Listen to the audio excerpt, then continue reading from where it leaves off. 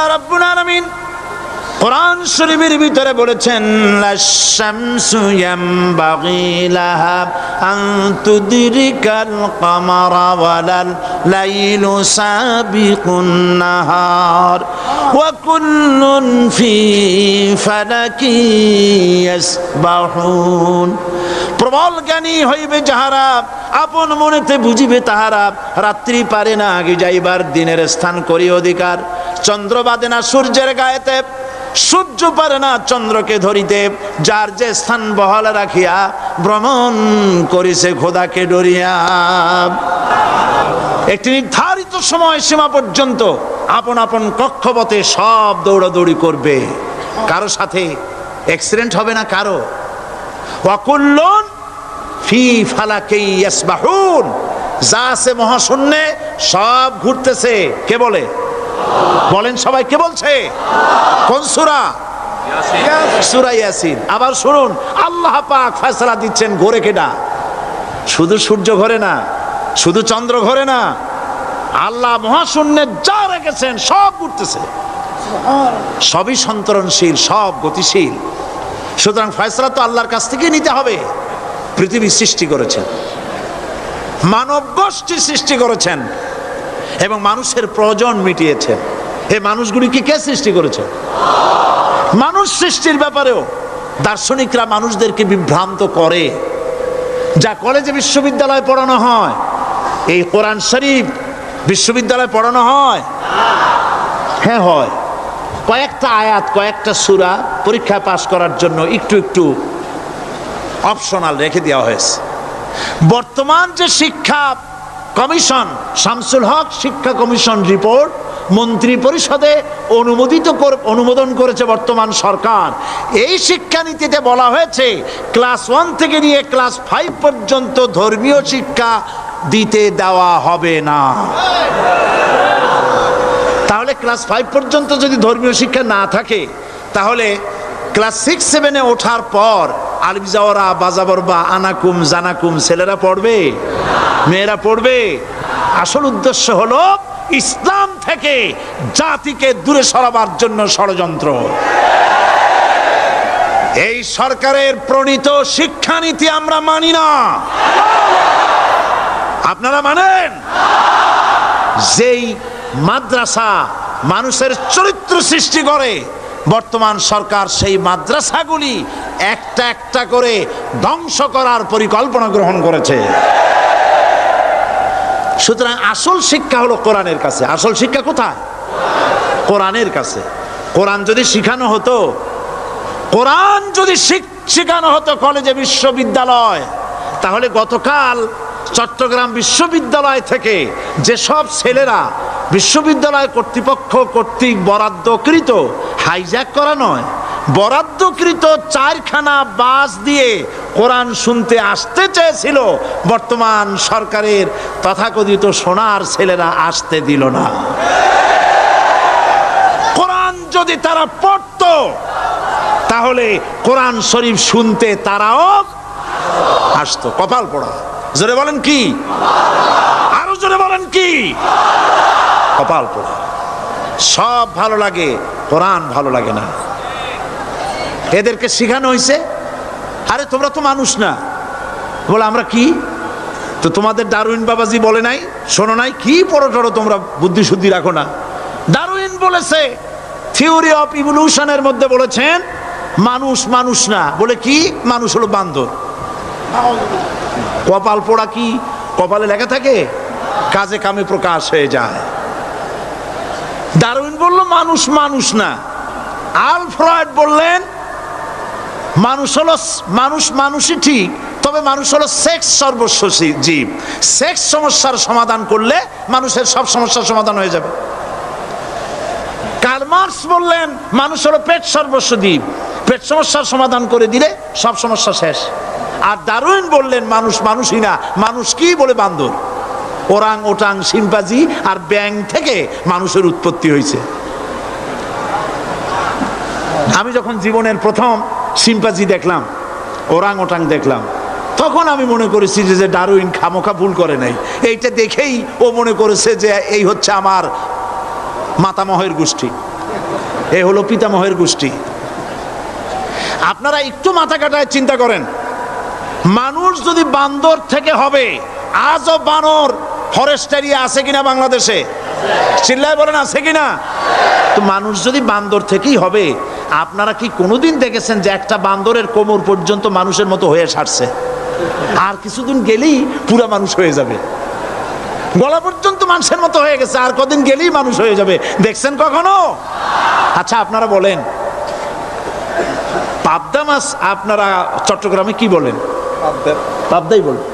পাবদা মাছ দেখতে কি মাছের মতো লাগে? বোয়াল মাছের মতো। কোন পাগলে কি বলছে কথা যে বোয়ালের পূর্বপুরুষ পাবদা? পাবদাগুলি পুটি টুটি খাইয়া খাইয়া আস্তে আস্তে বোয়াল হয়ে গেছে, এ কথা কেউ বলে? আচ্ছা, শোলের যে ছোট সাইজ, শোল মাছ, গজাল মাছ, এর যে ছোট্ট সাইজ ভর্তা করে খায়, শুটকি বানায় খায়, ওগুলোর কি বলে? টাকি মাছ। এই টাকি মাছ দেখতে শোল মাছের মতো। কেউ পাগলকে আজ পর্যন্ত বলেছে যে শোল মাছের পূর্বপুরুষ টাকি, টাকিগুলা সার মার খাইয়া আস্তে আস্তে শৌলে পরিণত হয়ে গেছে? কেউ বলেছে কখনো? ডারউইন কয় বোতল খাইয়া যে এই মতবাদ লিখছে আল্লাহই ভালো জানে, যে বান্দরের থেকে মানুষ আবিষ্কার হয়েছে। নাউজুবিল্লাহ। এগুলি পড়ানো হয় কলেজে, বিশ্ববিদ্যালয়, তাই আমাদের সোনার ছেলেরা বান্দরামি করে। ওদের যদি পড়ানো হইতো তোমরা বান্দরের গোষ্ঠী নও, তোমরা মানুষ, মর্যাদা কার বেশি, বান্দরের না মানুষের?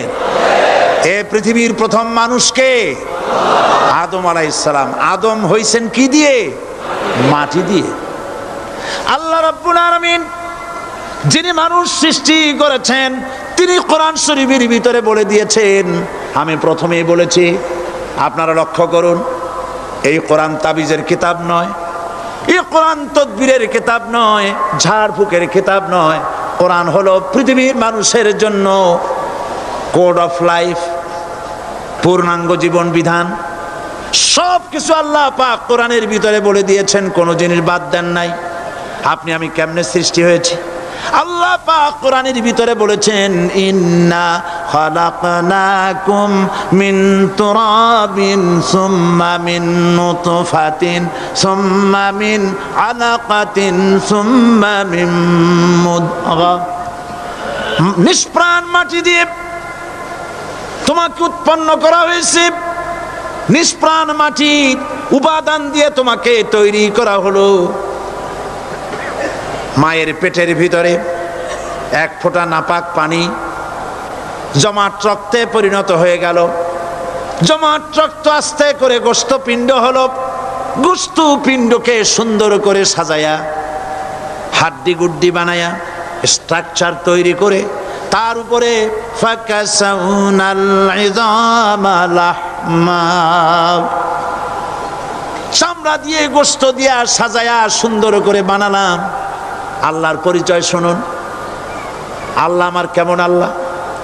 মায়ের পেটের ভিতরে সন্তান বানায়া এরপরে যখন রূহ দেওয়া হয়েছে, ক্ষুধা লেগেছে, খাবারের প্রয়োজন হয়েছে, আল্লাহ রাব্বুল আলামিন ওই কচি বান্দা মায়ের পেটে বসে কি খাবে, সেজন্য তার মা চিন্তা করে নাই, বাবা চিন্তা করে নাই, সরকার চিন্তা করে নাই। আল্লাহ রাব্বুল আলামিন মায়ের মাসিক অসুখকে বন্ধ করে দিয়ে সন্তানের নাভির সাথে আর মায়ের নাভির সাথে তার লাগায়া, পাইপ লাগায়া মায়ের মাসিক অসুখের রক্তগুলি দিয়ে সন্তানকে বড় বানালেন। মুখ দিয়া এই রক্ত পান করালেন না, মুখটাকে পবিত্র রেখে দিলেন যাতে করে পৃথিবীতে আসার পর ওই মুখ দিয়া আল্লাহ রাব্বুল আলামিনের জিকির করতে পারো। সন্তান মায়ের ভিতরে পেটের ভিতরে বড় হলো, আল্লাহ রাব্বুল আলামিন বলেন মাস দিন যখন পুরা হয়ে গেল, সুম্মা নুখরিজুকুম তিফলা, বাচ্চার আকারে পৃথিবীতে নিয়ে আসলাম। এখন খাবা কি? পৃথিবীতে যখন বাচ্চা এলো তখন তার পেটের সাথে যে সংযোগ ছিল মায়ের নাভির সাথে আর সন্তানের নাভির সাথে, সেই সংযোগ তার আর কি থাকলো? কি করা হলো? কেটে দেওয়া হলো। লক্ষ্য করুন, জন্য একটি মাত্র পাইপ আল্লাহ লাগাইছিলেন। পৃথিবীতে সন্তান আসার সঙ্গে সঙ্গে পাইপটা কেটে দেওয়া হলো। এবার কি খাবে? আল্লাহ রাব্বুল আলামিন মায়ের বুক থেকে সন্তানের জন্য এবার সিঙ্গেল সিগন্যাল, তার জন্য সিঙ্গেল কোন লাইন যেটা ছিল কেটে দিয়া মায়ের বুক থেকে সন্তানের জন্য ডাবল লাইন আল্লাহ চালু করে দিলেন। এমন দুধ বানায় দিলেন যা শুধু খাবার নয়, শুধু ফুড ভ্যালু নয়, এই দুধের ভিতরে ক্যালসিয়াম, এর মধ্যে ভিটামিন, এর মধ্যে আয়রন, এর মধ্যে মেডিসিন। দুনিয়ার এই সন্তান ছিল ফি কারারিম মাকিন, সুরক্ষিত জায়গার ভিতরে ছিল। কোনো পলিউশন সেখানে যেতে পারতো না, রোগের জার্ম সেখানে যেতে পারতো না। দুনিয়ায় এলো দূষিত আবহাওয়ার ভিতরে। এই সন্তানকে এখনই অ্যান্টিবায়োটিক খাওয়ালে পরে অসুবিধা হবে। আল্লাহ রাব্বুল আলামিন মায়ের দুধের ভিতরে ঔষধ দিয়া রোগের প্রতিষেধক বানায়া দিলেন। এ হলো আমার আল্লাহ। এ আমার কে? আল্লাহ। জোরে বলেন আল্লাহ। আল্লাহ আল্লাহ রাব্বুল আলামিন মায়ের দুধ দিয়ে সন্তানকে বড় করলেন আর শোনায় দিলেন, খবরদার এই মায়ের সাথে, এই বাপের সাথে নাফরমানি করবি না। মা বাপের জন্য আমার কাছে দোয়া করবে, রব্বির হামহুমা কামা রাব্বায়ানি সগীরা। সবাই পড়েন আমার সাথে, রব্বির হামহুমা কামা রাব্বায়ানি সগীরা।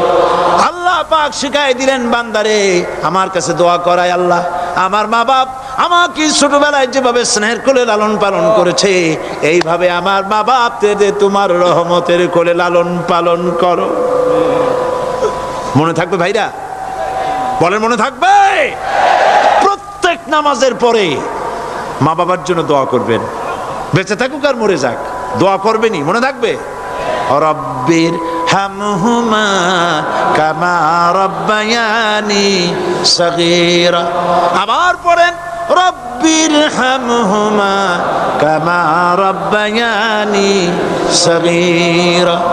আল্লাহ পাক মায়ের মর্যাদা এত বাড়াইছেন, সাহাবী প্রশ্ন করেছে, ইয়া রাসূলুল্লাহ খেদমত করব কার? হুজুর বলেন তোমার মায়ের, তারপরে কার? তোমার মায়ের, তারপরে কার?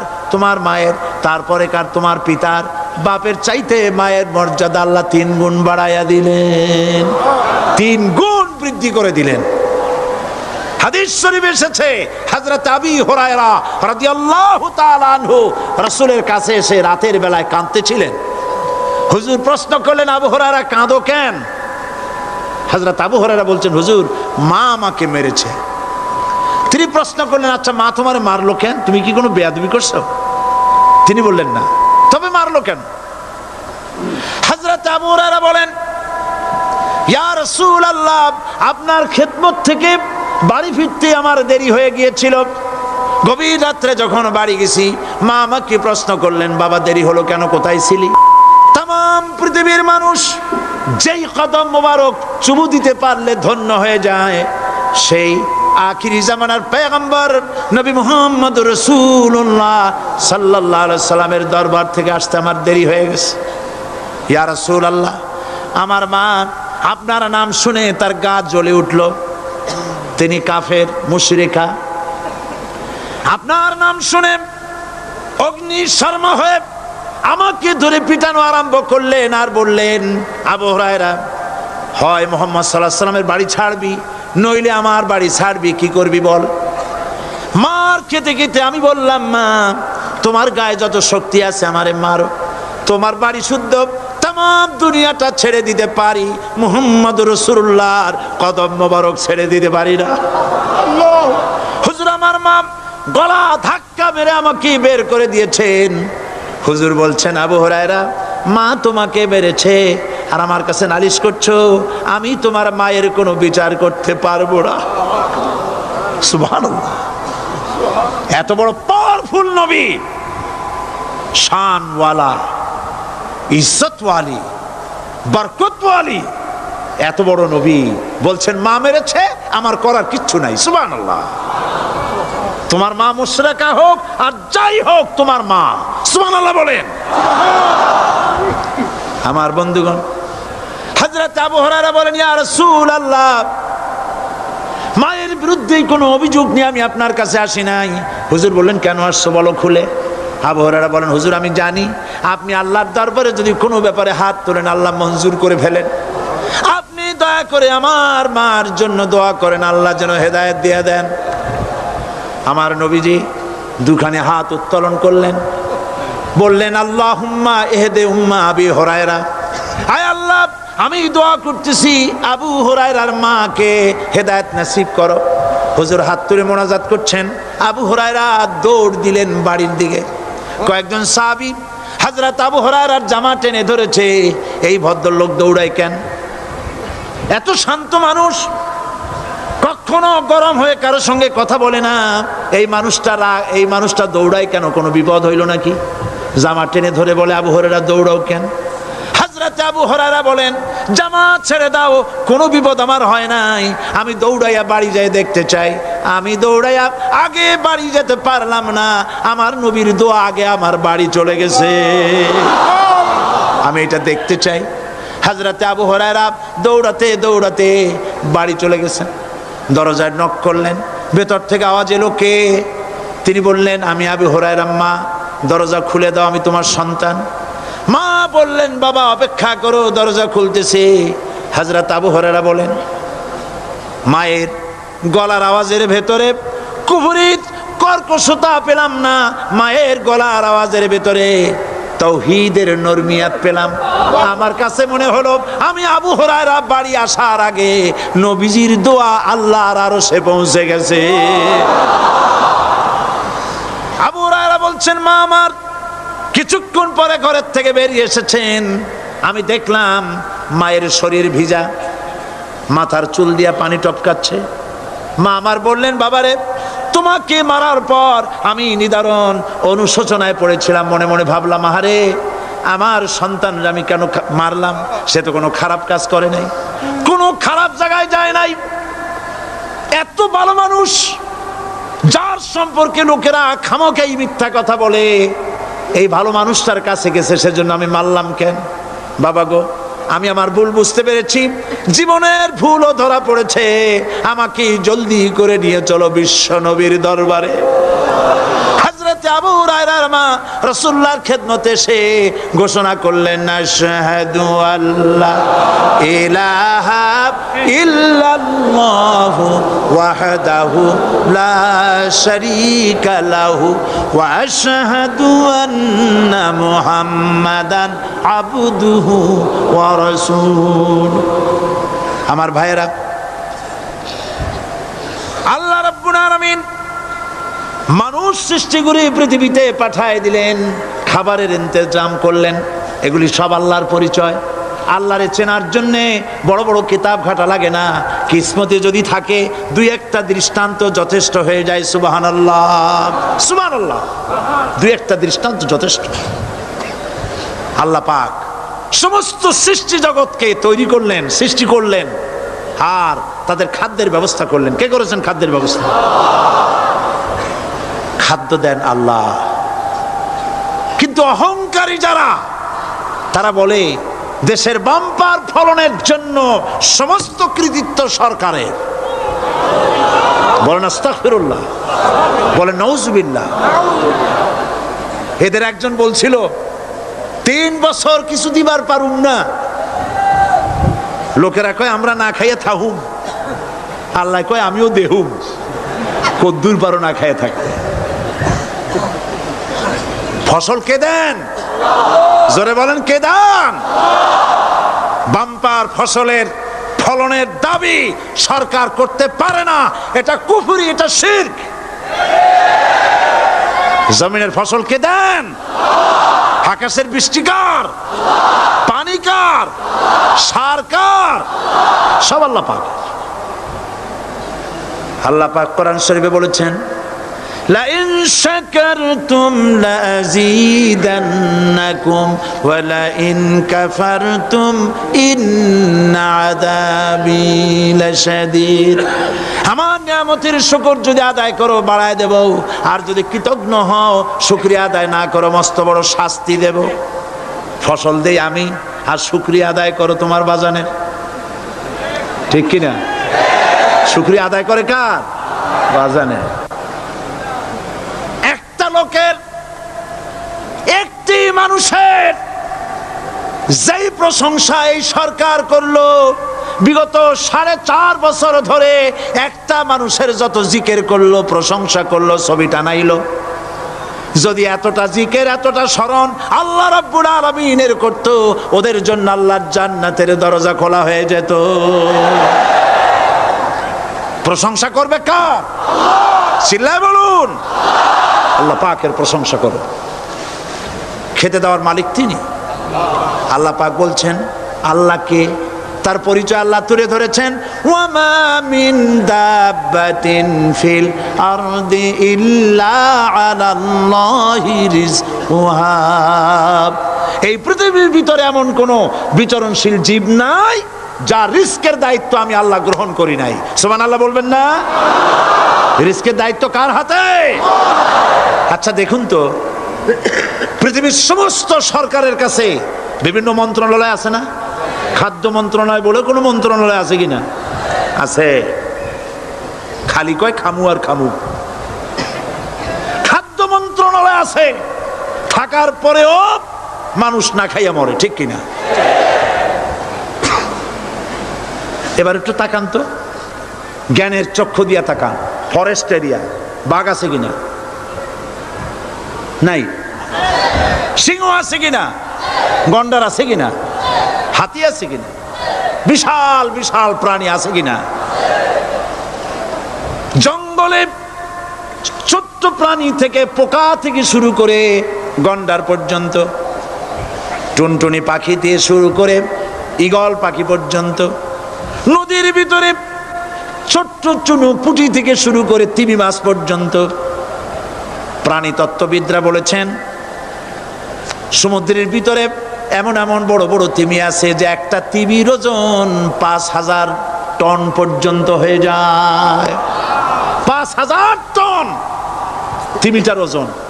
এর যখন বাচ্চা হয় তখন বাচ্চার দৈনিক দুধ লাগে 50 থেকে 60 মণ পর্যন্ত। কে ব্যবস্থা করে? রুহান ফেরেশতা। তো ওর মা যেমন বাচ্চা তো সেরকম হবে, ঠিক কিনা? কে দেয় খাবার? এবার দেখেন তো, আপনার দেশের এই জঙ্গলে কত হাতি আছে। হাতিরা মিছিল করে আসছে যে আল্লাহ আমাদের এখন আর খাইতে যেতে দিতে পারে না, বাংলাদেশের গভর্নমেন্ট কিছু দাও। আসছে না, খাইয়া ক্ষুধার জ্বালায় হাতি মরেছে, বাঘ মরেছে, সিংহ মরেছে। এর কোনো দৃষ্টান্ত আছে? ক্ষুধার জ্বালায় আকাশের উড়ন্ত পাখিরা ছটফট করে মারা গেছে, দৃষ্টান্ত আছে? নদীর মাছেরা ক্ষুধার জ্বালায় ভেসে উঠেছে, না খাইয়া মরে গেছে, দৃষ্টান্ত আছে? মহান আল্লাহ রাব্বুল আলামিন কোরআন শরীফের ভিতরে বলেছেন অনেক প্রাণী এমন আছে যারা তাদের খাদ্যকে সঞ্চয় করে না, খাদ্যকে জমা করে না, আহরণ করে না। সকালবেলায় একটা খাবার খেলো, দুপুরে কি খাবে তার জানা নাই। শকুন পৃথিবীর মাটি থেকে 3 মাইল উপরে ওড়ে, তার চোখকে আল্লাহ পাক এত তীক্ষ্ণ বানিয়ে দিয়েছেন। এই চট্টগ্রামের কোথায় মরা গরু আছে 3 মাইল উপর দিয়ে দেখতে পায়? সুবহানাল্লাহ করতে ইচ্ছে করে না। এই প্রাণীগুলি খাবারগুলি কোনো গভর্নমেন্ট জোগাড় করে রাখে নাই। আল্লাহ পাক বলেন সবার খাবার আমি দেই। সকালবেলায় সমস্ত প্রাণীগুলি, মহাশূন্যে পাখি, পানির ভিতরে মৎস্যরাজি, জঙ্গলের ভিতরে হিংস্র প্রাণী, পোকামাকড় থেকে শুরু করে সবগুলো খালি পেটে সব বেরিয়ে যায়, কারো কোনো খাবারের মজুদ নাই। সন্ধ্যা হতে না হতে সমস্ত প্রাণীগুলির পেট ভরাইয়া আমি আবার যার যার ঘরে বেরিয়ে দেই। ওয়ামা মিন দাব্বাতিন ফিল আরদি ইল্লা আলাল্লাহি রিজকুহা। সমস্ত প্রাণীর রিজকের দায়িত্ব আমি আল্লাহর হাতে। কে দেয় রিজেক? জোরে বলুন, কে দেন? আল্লাহ পাক। কি খাবেন সব আল্লাহ জোগাড় করে দিয়েছেন। তরি তরকারি জোগাড় করেছেন, মাছ জোগাড় করেছেন, চাউল দিয়েছেন, খাবার দিয়েছেন, গোশত দিয়েছেন, সব দিয়ে দিয়েছেন। আল্লাহ রাব্বুল আলামিন সমস্ত জিনিস দিয়ে মানুষকে আল্লাহ পাক তার জন্য আল্লাহ সব করেছেন। খালাকা লাকুম মা ফিল আরদি জামিআ। এই পৃথিবীতে যা তৈরি করেছে সব তোমার জন্য। এ হচ্ছে আমার আল্লাহ। এ হচ্ছে আমার কে? আল্লাহ। সে আল্লাহ পাক বলছেন, আল্লাহর পরিচয়, তিনি স্রষ্টা, তিনি রিজেক দাতা। এবার আইনদাতা কে? আইনদাতা কে? আরো জোরে বলুন। আইনদাতা আল্লাহ হচ্ছে আল্লাহর পরিচয়। ইনিল হুকমু ইল্লা লিল্লাহ আলা লাহুল খালকু ওয়াল আমর। সৃষ্টি যার, আইন চলবে তার। আমার দেশে আল্লাহর আইন চলছে? আমাদের দেশের কল কারখানা, ক্ষেত খামার, অফিস আদালত আল্লাহর আইন অনুযায়ী চলে? চলে না। বরং আল্লাহর আইনকে মুছে ফেলার জন্য, নিজেদের আইন সৃষ্টি করার জন্য প্রচেষ্টা চালানো হচ্ছে। আল্লাহর আইন মানুষের জন্য সব থেকে বেশি উপযোগী, কারণ সৃষ্টি করেছেন কে? বলেন, কে করেছেন? আল্লাহ। প্রত্যেকটি মেশিন আপনি যা কিনবেন, রেডিও হোক, টিভি হোক, যে কোনো যন্ত্র হোক, গাড়ি হোক, তার সাথে একটা লিটারেচার, একটা বই তার সঙ্গে দিয়ে দেওয়া হয়। ওই বইয়ের মধ্যে লেখা থাকে এটা কিভাবে চালানো হবে, অপারেট করা হবে, তার সিস্টেম লেখা থাকে। আপনার ইচ্ছা মতো চালাইলে হবে না। এই মানব গোষ্ঠীকে সৃষ্টি করেছেন। এখন আপনি যদি আপনার আইন মতো চালান, তা কি চলবে? চলবে না। আপনি আপনার আইন মতো চালাচ্ছেন, ভালোভাবে চলতেছে? চলতেছে না। স্বরাষ্ট্রমন্ত্রী বলতেছেন সন্ত্রাসীদেরকে মাটির তলা থেকে খুঁজে বের করা হবে, কিন্তু নাকের উপর দিয়া ব্রিফকেস চুরি হয়ে যায়, উনি তা ধরতে পারেন না। এই হলো আইন। অনাবরত খুন হচ্ছে, অনাবরত সন্ত্রাসী তৎপরতা চলছে। আর ওনারা বলছেন আগের থেকে এগুলি চলে আসছে, একজনের খুনের বিচার না হইলে এরকম খুন তো হইতেই থাকবে। তাহলে খুনকে, হত্যাকে, সন্ত্রাসকে সরকার জাস্টিফাইড করছেন। নাউজুবিল্লাহি মিন যালিক। এই জন্য আইন হতে হবে আল্লাহর। আইন হতে হবে কার? চিল্লায় বলেন, আল্লাহ পাকের আইন হতে হবে। আমি একদিন পার্লামেন্টে বলেছিলাম, আমার দেশের নেতা নেত্রীরা বারবার হজ করতে যান, উমরা করতে যান, সেখান থেকে আসার সময় কি আনেন? আতর, পাথর, সুরমা আর খুরমা, এই কিছু নিয়ে আসলেন। কিন্তু আমি বলেছি, আপনারা কি কিছু চোখে দেখেন না? পার্লামেন্টে এইভাবে বক্তৃতা করেছে, কিছু চোখে দেখেন না? আমি প্রশ্ন করে আমি আবার জবাব দিচ্ছি, আপনারা যারা হজ করতে যান, উমরা করতে যান, হজের কথাই ধরি, এই হজ করতে যখন যান তখন মুজদালিফায় একটা রাত কাটাইতে হয়। সেটা কোন দিন? ইয়ৌমে আরাফার পরের দিন। এই মাঠে দালান কোঠা আছে, এখানে বেড়া আছে, শামিয়ানা আছে, পর্দা আছে, তাবু আছে, কিচ্ছু নাই। লক্ষ লক্ষ নারী আর পুরুষ পাশাপাশি শুয়ে থাকে, তাও সুবহানাল্লাহ কইতে ইচ্ছা করে না। সারা রাত জনে জনে পুলিশ পাহারাদার নাই।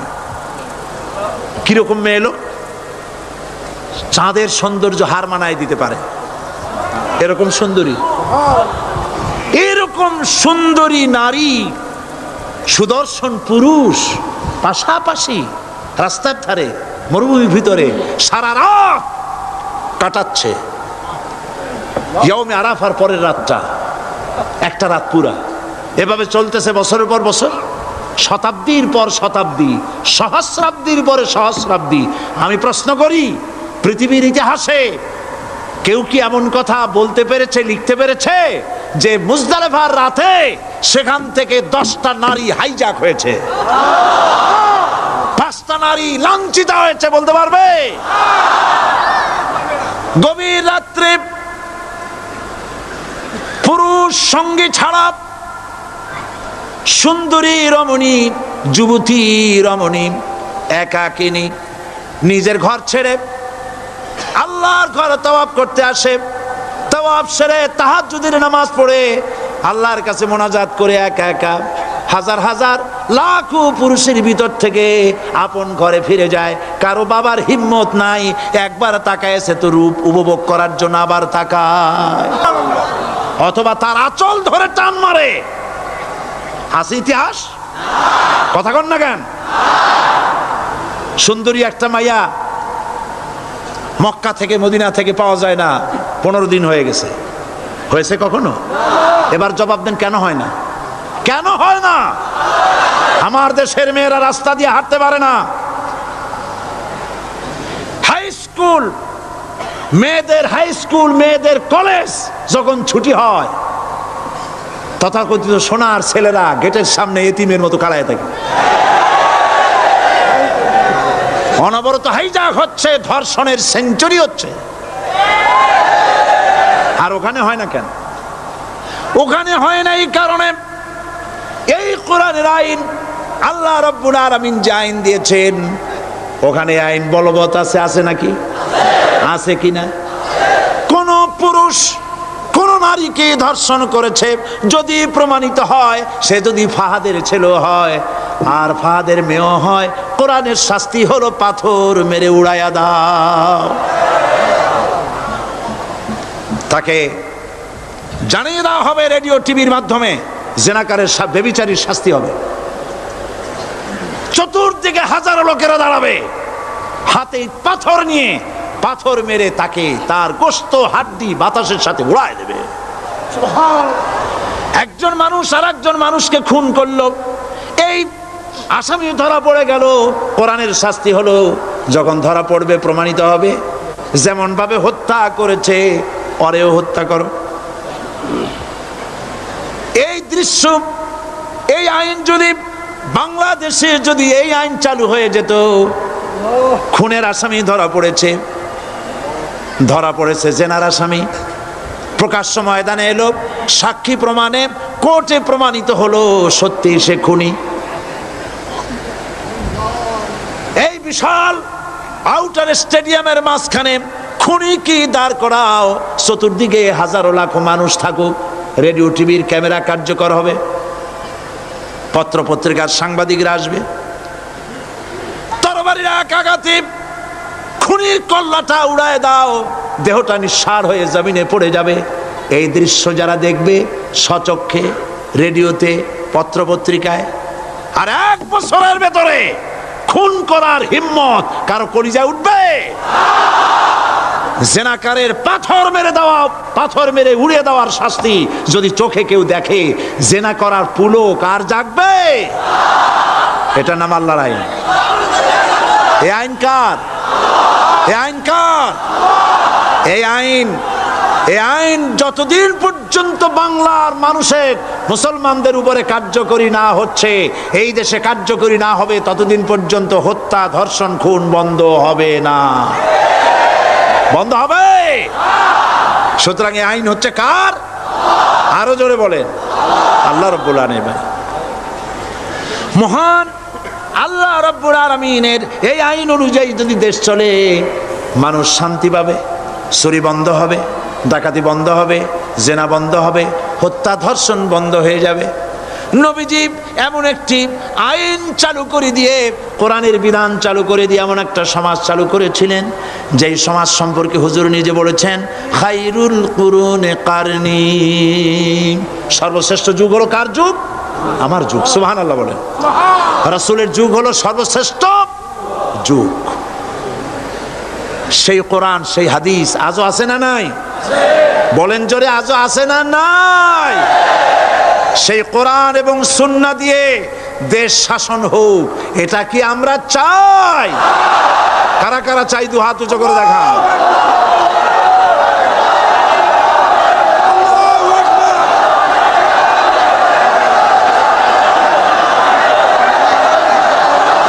আরে ভাই আপনারা দাঁড়ায় গেলেন কেন? বসেন বসেন। আমি তো একটা স্লোগান দিতে বললাম, হাত দেখতে চাইছি আমি, মাথা দেখতে চাই নাই। এই সুযোগে কোমরটা সোজা করে নিলেন। আচ্ছা বসেন, আর মহব্বতের সাথে জিকির করেন লা ইলাহা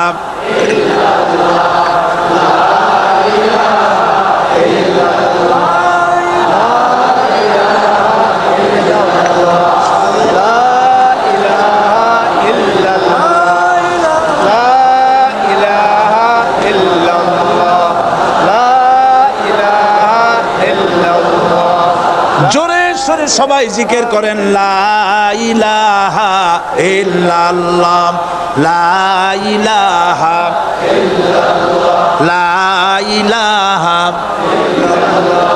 লা ইলাহা ইল্লাল্লাহু মুহাম্মাদুর রাসূলুল্লাহ।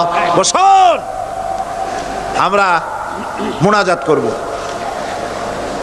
আল্লাহ রাব্বুল আলামিন আয়াতুল কুরসির ভিতরে আল্লাহর সার্বভৌমত্বের কথা বলেছেন। আল্লাহু লা ইলাহা ইল্লা হুয়াল হাইয়ুল কাইয়্যুম।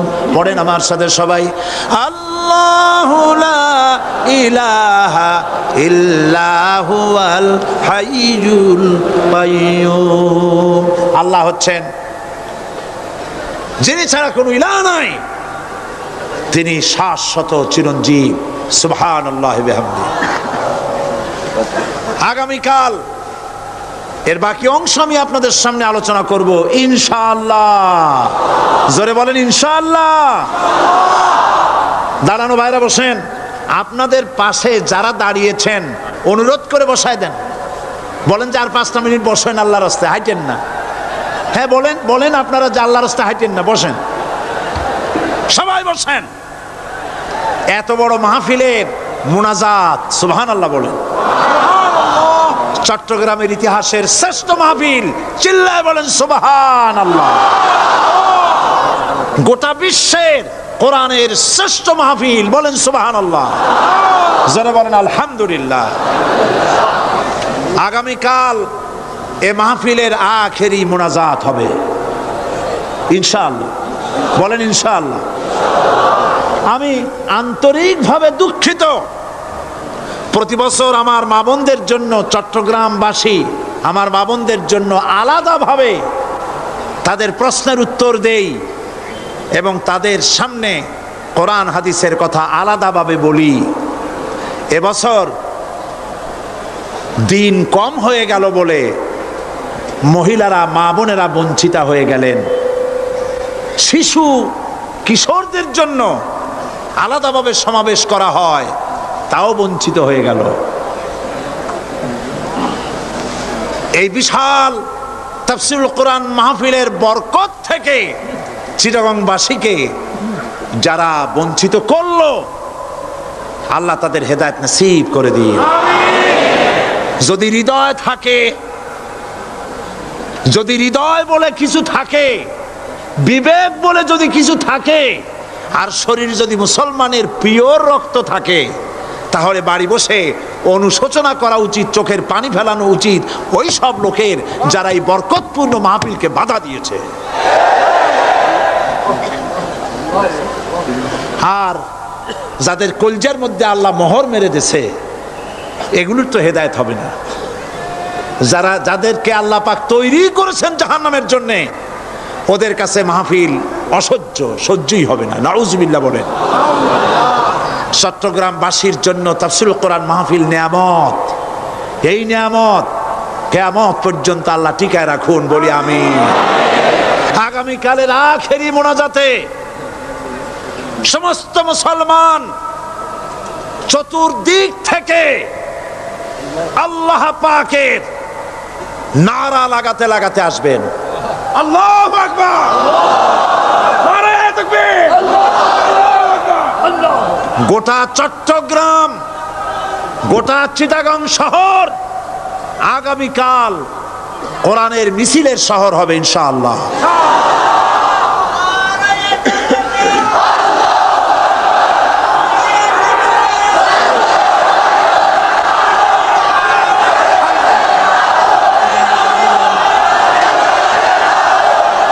সকল ধন এবং সম্পদের মূল মালিক হচ্ছেন আল্লাহ পাক। সমস্ত ধন সম্পদের মালিক কে? আল্লাহ সুবহানাহু ওয়া তাআলা। কোরআনে কারীম বলছে, লিল্লাহি মা ফিস সামাওয়াতি ওয়া মা ফিল আরদ। আকাশ এবং জমিনের ভিতরে যা কিছু আছে সব কিছুর মালিকানা কার? জোরে বলেন কার? আল্লাহ রাব্বুল আলামিন হচ্ছেন এর একচ্ছত্র মালিক। সুতরাং বান্দাদের কাছে কিছুদিনের জন্য এগুলিকে আমানত রাখা হয়েছে। আমাদের ঘর আছে, বাড়ি আছে, ব্যবসা আছে, বাণিজ্য আছে, জায়গা আছে, জমিন আছে, গরু আছে, বাছুর আছে, এই সবগুলি কিছুদিনের জন্য আমাদের কাছে কি রাখা হয়েছে? আমানত। আমানতের মাল আপনি আপনার ইচ্ছা মতো খরচ করতে পারবেন না। আমানতের মাল কি ইচ্ছা মতো খরচ করা যায়? যায় না। আমানতের মালকে খরচ করতে হলে মূল মালিকের ইচ্ছা অনুযায়ী খরচ করতে হবে। মূল মালিককে আল্লাহ রাব্বুল আলামিন বলছেন, ইন্নাল্লাহা ইশতারা মিনাল মুমিনিনা আনফুসাহুম ওয়া আমওয়ালাহুম বিআন্না লাহুমুল জান্নাহ। আমি আমার মুমিনের জান এবং মালকে খরিদ করে নিয়েছি, বিনিময় জান্নাত দিয়ে দিয়েছি। তোমার কাছে যে জান আছে, মাল আছে, এটা তোমার নয়, এটা আমার আমানত তোমার কাছে। সুতরাং এই আমানত খরচ করতে হবে মূল মালিকের ইচ্ছা অনুযায়ী। সমাজের এক শ্রেণীর লোক প্রচুর বিত্তের মালিক হবে, সমাজের এক শ্রেণীর লোক প্রচুর বিত্ত এবং সম্পদের মালিক হয়ে ভোগ বিলাসের আনন্দের স্রোতে ভেসে যেতে থাকবে, নিজেকে ভাসিয়ে দেবে। আর এক শ্রেণীর লোক অনাহারে অর্ধাহারে কষ্ট করবে। এ বিধান ইসলামের নয়। কেউ থাকবে 10 তলায় আর কেউ থাকবে গাছতলায়, কেউ খাবে পোলাও, কোরমা, বিরিয়ানি, আর কারো কিসমতে মরুচ পোড়াও হবে না। এ বিধান আল্লাহর নয়। ইসলামের বিধান হচ্ছে এই যে আল্লাহ যে সব সম্পদ মানুষকে দান করেছেন, এই সম্পদের ভিতরে বিত্তহীনদের অধিকার রাখা হয়েছে। বিত্তহীন যারা গরিব, যাদের কিছু নাই, তারা আপনার করুণার পাত্র নয়। কি বলেন? তারা কি ধনীদের করুণার পাত্র? কোরআনে কারিমে আল্লাহ বলেন, ওয়াল্লাযীনা ফী আমওয়ালিহিম হাক্কুল লিসসাইলি ওয়াল মাহরুম। ধনীদের সম্পদের ভেতরে গরিবদের, বিত্তহীনদের অধিকার রয়েছে। সে অধিকার আদায় করে দাও। দান করা এমনি দিয়ে দেওয়া এক জিনিস, গরিবদেরকে, বিত্তহীনদেরকে ইসলাম করুণার পাত্র বানায় নাই, বলেছে অধিকার। অধিকারটা বড় মজবুত কথা, এই কথার লোড আছে, ওয়েট আছে। আপনার আমার সম্পদের, অর্থাৎ যাদের বিত্ত আছে, বিত্ত সম্পদওয়ালা সম্পদশালী লোকেদের সম্পদের ভেতরে গরিবদের অধিকার রয়ে গেছে। সে অধিকার আদায় করতে হবে। ইসলাম সকল মানুষের দারিদ্র দূর করে বেঁচে থাকার মৌলিক অধিকার প্রতিষ্ঠিত করেছে। রাসূল করিম সাল্লাল্লাহু আলাইহি ওয়াসাল্লাম বলেছেন, লাইসা লি ইবনি আদম হাক্কুন সিওয়া হাযিহিল খিসাল, বাইতুন ইয়াসকুনুহু ওয়া সাওবুন ইউআরি আওরাতাহু ওয়া জালফাল খুবজি ওয়াল মা। আখরাজাহু তিরমিজি। তিরমিজি শরীফের হাদিসের ভেতরে এসেছে, রাসূল করিম সাল্লাল্লাহু আলাইহি ওয়াসাল্লাম বলেছেন, প্রত্যেকটি বনি আদমের তার বাস করার জন্য একটা গৃহ, এবং লজ্জা ঢাকার জন্য, শীত নিবারণের জন্য তার বস্ত্র, আর ক্ষুধা মিটাবার জন্য তার পানি আর রুটি ইত্যাদির ব্যবস্থা করতে হবে। চাই সে মুসলমান হোক আর হিন্দু হোক আর খ্রিস্টান হোক, বনি আদম, আদমের সন্তান যে মানুষ, যে তার এই অধিকার ইসলাম প্রতিষ্ঠিত করেছে। আজ বলা হচ্ছে খাদ্য বস্ত্র বাসস্থান সমাধান দেবে অমুকরা তমুকরা, এরকমের স্লোগান হয় না? ওরা দিতে পারবে না, ওরা দিতে পারে নাই। খাদ্য বস্ত্র শিক্ষা চিকিৎসা বাসস্থানের গ্যারান্টি দিয়েছে কোরআন, দিয়েছে আল্লাহ রসুল জনাবে মুহাম্মদ রাসূলুল্লাহ সাল্লাল্লাহু আলাইহি ওয়াসাল্লাম। ইসলাম অর্থনৈতিক নিরাপত্তার জন্য যে সব পন্থা অবলম্বন করেছে সেটা হচ্ছে যে সমাজের কর্মক্ষম সকল ব্যক্তি রুজির জন্য পরিশ্রম করবে, কেউ বসে থাকতে পারবে না। এটা হচ্ছে ইসলামের নিয়ম, কেউ বসে থাকতে পারবে না। কোরআনে কারীম বলছে ফাইযা কুদিয়াতিস সালাতু ফান্তাশিরু ফিল আরদ ওয়াবতাগু মিন ফাদলিল্লাহ।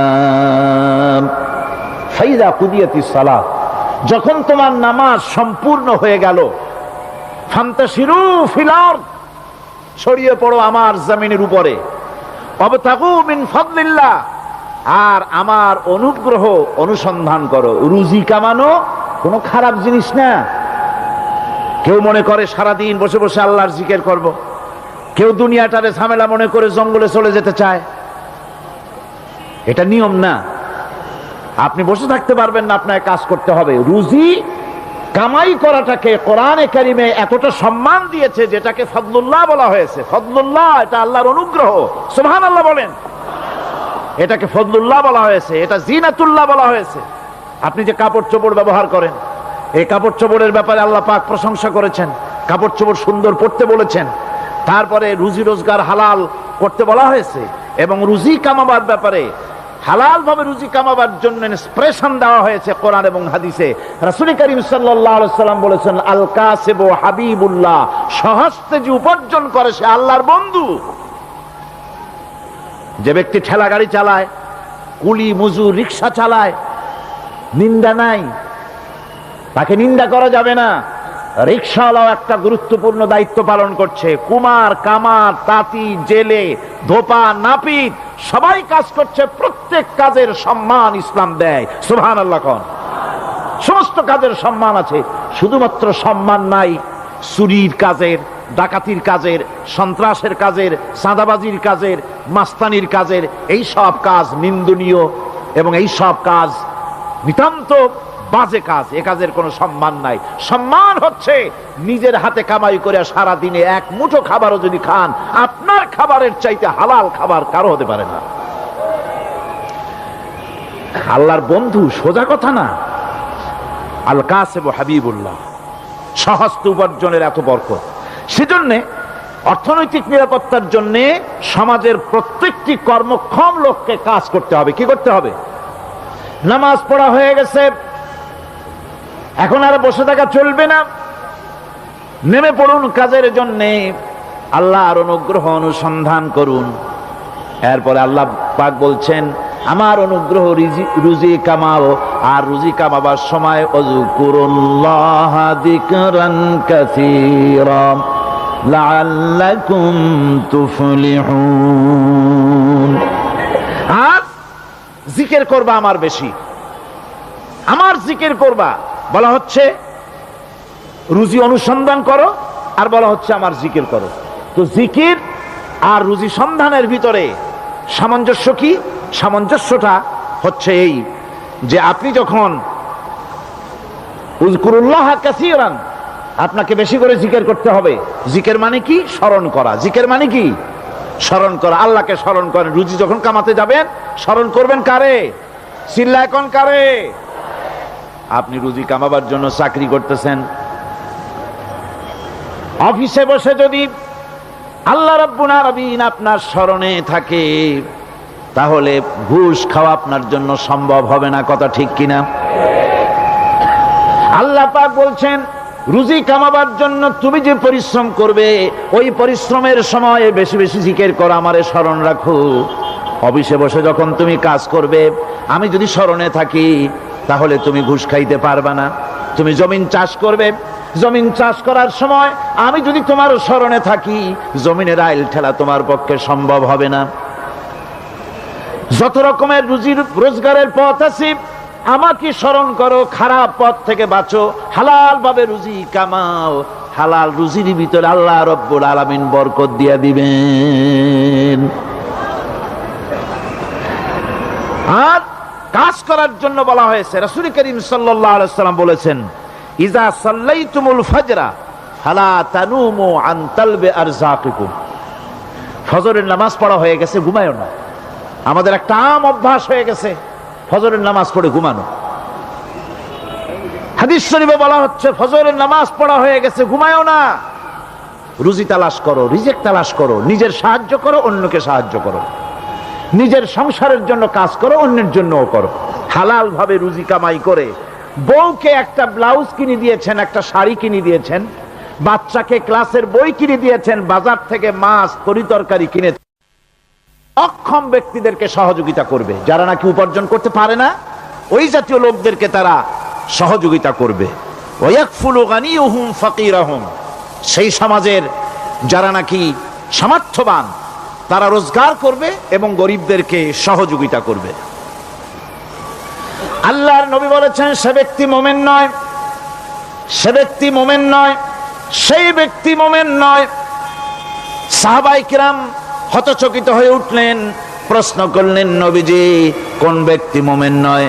আল্লাহর নবী বলেন, যেই ব্যক্তি পেট পুরে আরাম করে ঘুমায় গেল এ কথা জানার পর, যে তার প্রতিবেশী না খেয়ে শুয়ে আছে, ক্ষুধার যন্ত্রণায় কাতরাচ্ছে, এ কথা জানার পরে যেই মুসলমান ব্যক্তি আরাম করে পেট ভরে খেয়ে ঘুমায়, সে কখনো মুমিনের দাবি করতে পারে না, মুমিন হতে পারে না। কত বড় কথা! ইসলাম মানুষকে তাগিদ করেছে তার প্রতিবেশীর উপরে লক্ষ্য রাখার জন্য, তার প্রতিবেশীকে লক্ষ্য রাখার জন্য, গরিব মানুষের প্রতি লক্ষ্য রাখার জন্য। রাসূল করিম সাল্লাল্লাহু আলাইহি ওয়াসাল্লাম বলছেন, আইয়ু রাজুলিন মাতা দিয়ান বাইনা আগনিয়ায় ফাকাদ বারিয়াত মিনহুম জিম্মাতুল্লাহি ওয়া রাসূলি। আল্লাহর নবী বলেন, কোন ধনী ব্যক্তিদের মাঝে কোন গরিব প্রতিবেশী যদি না খেয়ে মারা যায়, তাহলে ওই এলাকার বিত্তশালী লোকদের সাথে আল্লাহর সমস্ত সম্পর্ক, রসুলের সব সম্পর্ক ছিন্ন হয়ে যায়। কে বলতে পেরেছে এত বড় কথা? মানুষের অর্থনৈতিক নিরাপত্তার জন্য কত বড় কথা বলেছে ইসলাম, বলেছে বিশ্বনবী জনাবে মুহাম্মদ রাসূলুল্লাহ সাল্লাল্লাহু আলাইহি ওয়াসাল্লাম। আল্লাহ রাব্বুল আলামিন বলেন, ধনীদের হাতে যেন সম্পদগুলি পুঞ্জীভূত হয়ে না যায়, কাইলা ইয়াকুনা দুলাতাম বাইনাল আগনিয়াই মিনকুম। তোমাদের ধনীদের হাতে যেন সম্পদগুলি, সমাজের সম্পদগুলি যেন পুঞ্জীভূত না হয়, সেগুলি বরং ছড়িয়ে আস্তে করে যেন সমস্ত গরিব যেন সাধারণের কাছে যেতে পারে, সে ব্যবস্থা করতে হবে। যাকাত প্রদানের মাধ্যমে ধনীদের কাছ থেকে নিয়ে গরিবদেরকে দিয়ে দিতে হবে। আর বুখারী শরীফের সারা ফাথুল বারীতে হাফেজ ইবনে হাজার আসকালানী রাহিমাহুল্লাহ তিনি বলেছেন, যাকাত যদি ধনীরা না দেয়, যদি কেউ দিতে বাধা দেয়, ফামানিমতানা উখিযাত বিহি কাহরাম, যদি যাকাত না দেয় জবরদস্তি করে যাকাত আদায় করে নিবে গভর্নমেন্ট। যাকাত দিতেই হবে। মুনকিরিনে যাকাত, যারা যাকাত দিতে অস্বীকার করেছিল, হযরতে সিদ্দিক আকবর, হযরতে আবু বকর সিদ্দিক রাদিয়াল্লাহু তাআলা আনহু, তিনি তাদের সম্পর্কে বলেছিলেন, ওয়াল্লাহি লাউ কাতিলান্না মান ফাররাকা বাইনাস সালাতি ওয়াজ যাকাত, অবশ্যই আমি ওই সম্প্রদায়ের লোকের বিরুদ্ধে যুদ্ধ ঘোষণা করব যারা নামাজ আর যাকাতের মধ্যে পার্থক্য সূচিত করবে। যারা নামাজ তো পড়বে কিন্তু যাকাত দিবে না সরকারের কাছে, যাকাত আদায় করবে না, তাদের বিরুদ্ধে যুদ্ধ ঘোষণা করব। ইসলামী সরকার যদি প্রতিষ্ঠিত হয়, তাহলে এই যাকাত আদায় করা হবে। যাকাত কেউ নিয়ে বসে থাকতে পারবে না, যাকাত আদায় করা হবে। আমাদের দেশে নিয়ম মাফিক যদি যাকাত আদায় করা হতো, এই দেশ যদি ইসলামী গভর্নমেন্ট হতো, আল্লাহ যেন দয়া করে দেন, কন্যা আমিন। আল্লাহ পাক যদি দয়া করে দেশটার ইসলামী রাষ্ট্র বানায় দেন, তাহলে যাকাত তো আদায় করে নেওয়া হবে, যাকাত দিতে আপনি বাধ্য, গরিব মানুষ থাকবে না।